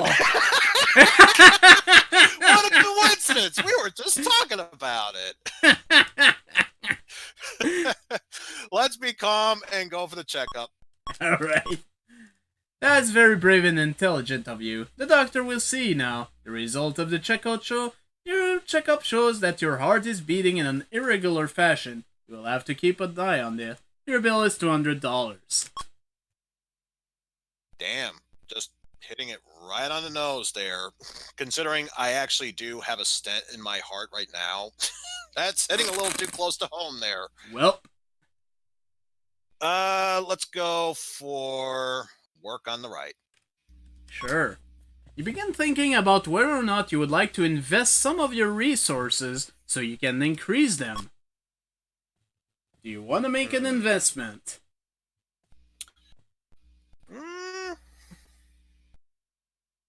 It's worth a shot. Why not? All right. Interested? Make one. An investment counselor suggests that you look into stock in a multinational computer software company. Would you like to take the risk and purchase, say, $1,000 worth of stock?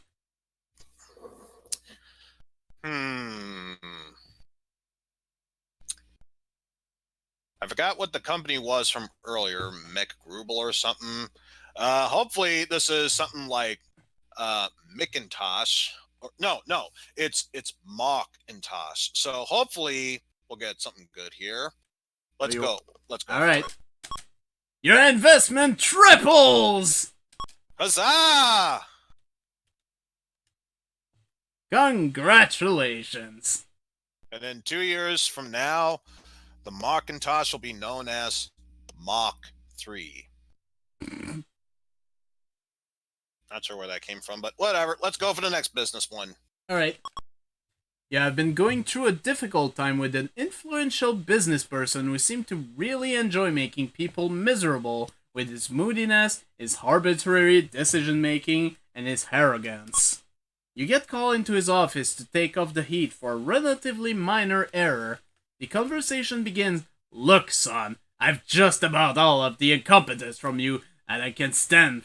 What have you got to say for yourself?" What do you feel about this? Well, for one thing, be calm. Secondly, refuse to let him talk to you that way. You are indeed calm enough to behave this way in this situation. Your calmness serves as a positive influence on this person who realizes he is treating you unfairly. Calm people do influence others this way. So that ended pretty well. Again, it's right at home. We have people who have terrible days at work, and rather than just egg them on, we try to be supportive of each other, and that usually helps out for the best. Yeah.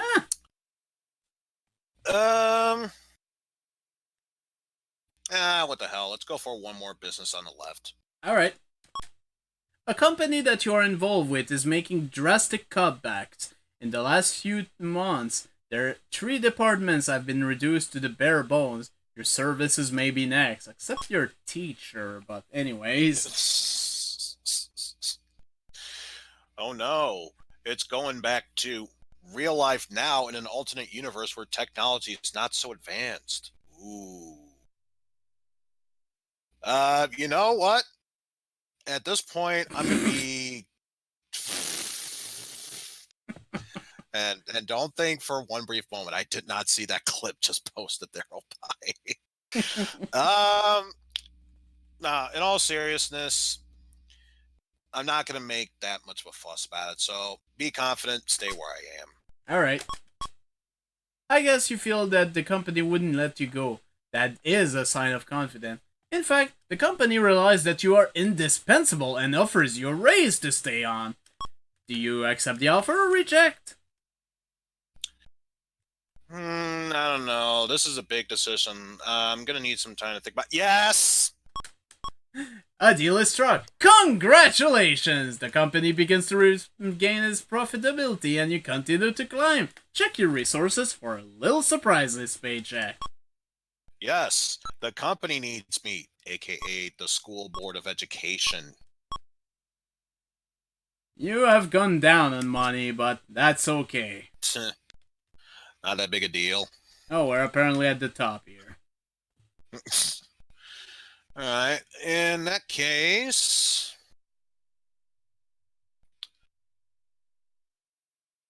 Speaking of investments, let's see if we can invest in some products we can buy. Alright. Time to go see Bob Ross again. What's this time? So unless I get repeats, there's really not that much I can get. So let's check out the stereo equipment first. Alright. You have 2 choices. An average sound system at 250 or a high-tech model with lights, switches, laser beams, and speaker. and a small person could easily live in, or 900. So, in other words, a basic CD player or Laserdisc. Let's go for the Laserdisc, $8.99. Alright. Your stereo arrives in 12 boxes and takes 6 days to put together. By the time you have it hooked up, production and the unit stops. Your model is obsolete. On the positive side, you have something you always wanted. The ability to create minor earthquake with the simple flick of a switch. And you're gonna be paying with cash, right? Mm-hmm. Right.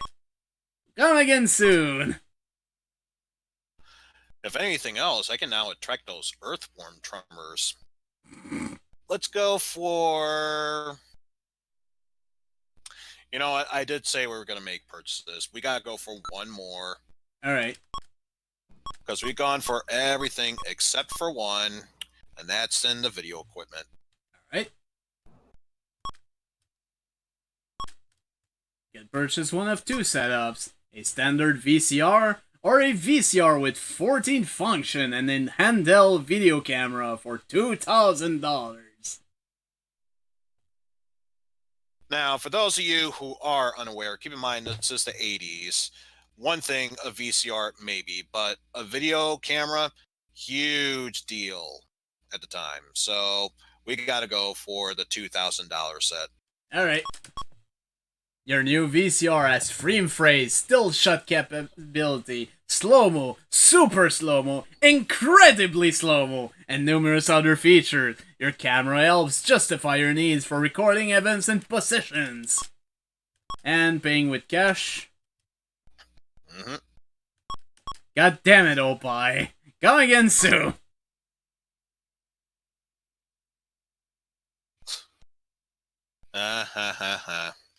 And yeah, I think you have one of each things now. Where we could pinpoint the second when we realized that what Eisen was thinking about a physical synced up with the game saying it's time for a physical, but now that joke has come to pass thanks to that. So with that said, we're going to go for the family crest. Alright. Your parents have called to ask for your help on a matter of some urgency. Will you help them or say that you're too busy? Why not? Alright. Help them out because I'm helpful. You have what you believe are reasonable solutions to their dilemma, but realize that the more you try to give the good, sound advice, the more they treat you as though you are still a child. How do you feel about this? Well, considering that I'm not only a teacher, but apparently a well-respected, irreplaceable teacher for a company that's apparently anything more than just a school board, slightly disappointed by that. Maybe you're, I don't know, part of a charter company or something of school. Yeah, who knows? I know that's a thing apparently in the States, so maybe that's it. Don't take it personally. In their eyes, you're still their little baby. Believe it or not, eventually your advice sinks in, though they fail to attribute their success in solving their problem to you. Some things never change. Wah, wah, wah, wah, wah, wah. In that case, what do you do now? More social. Your next door neighbor have been easy enough to get along over the years. They haven't been perfect, mind you. They have their faults like everyone else. One of these faults is called Lucky, an annoying wire-haired terrier that makes a sound like this. Yep, yep, yep.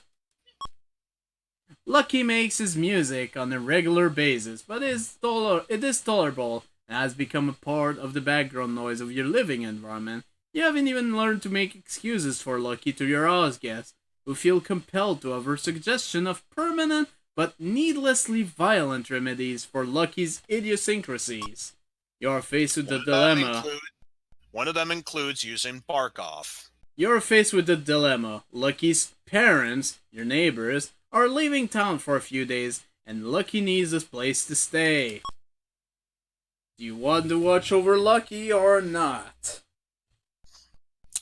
And I bet this is one of those moments where hesitant and watch Lucky is not accessible here. So, of course, we got to try that first before the obvious helpful and watch. Alright. Oh, you're so kind, your neighbor says, while Lucky keeps up a steady yip yip in the background. To show his appreciation, Lucky trots into your living room and lifts his leg on the sofa. You've got to watch that, says the neighbor. Lucky gets excited very easily. Gee, I wonder why. Wanna still go with it? You know what? It's not even an option to replace sofas, but I get the feeling at the rate we're going, we probably could have done the same thing, if not just clean it off. We'll follow through with this and watch Lucky. Alright. Your house become Lucky's playground. He isn't the type of dog who takes well to discipline. His yipping is beginning to seem like an ancient torture, and it isn't long before your hairs are curling up much like his own. One morning, you wake up to find that Lucky has redecorated the kitchen with last night's garbage.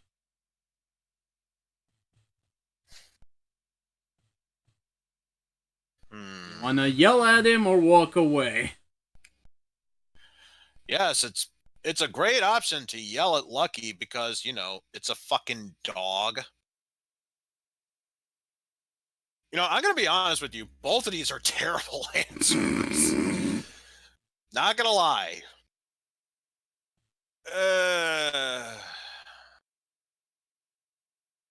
At this point, I'm... Fuck me.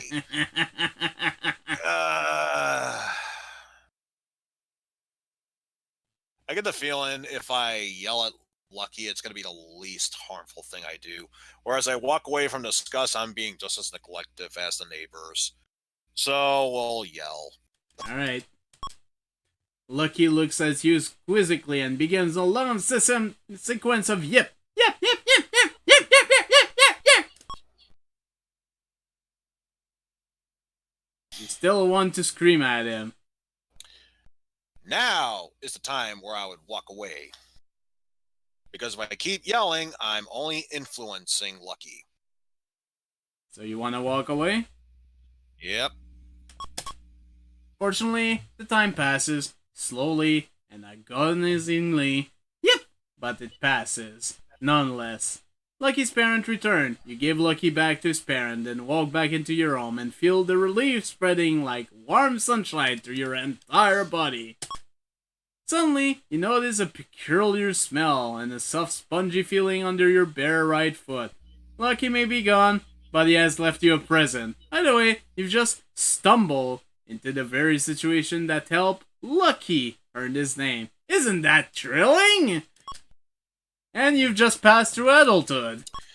Your family life has been good. That's how we end parenthood, with a crap to the foot. Your family life has been good. Physically, you've not been very healthy. You have wisely stolen to stay away from drinking and drugs. At this station in life, you have probably chosen to associate with a select group of cohorts. In general, your social skills are excellent. I hope you and Marion are enjoying your lives together. Now regarding your emotional and personality development, you're a very trustworthy person. Even though we all have our secrets, you're doing a very good job at keeping your wilder side under control. You seem to be enjoying your life, even though you experience the blues every once in a while. It's nice to see that you're not having a depressed, traumatized life.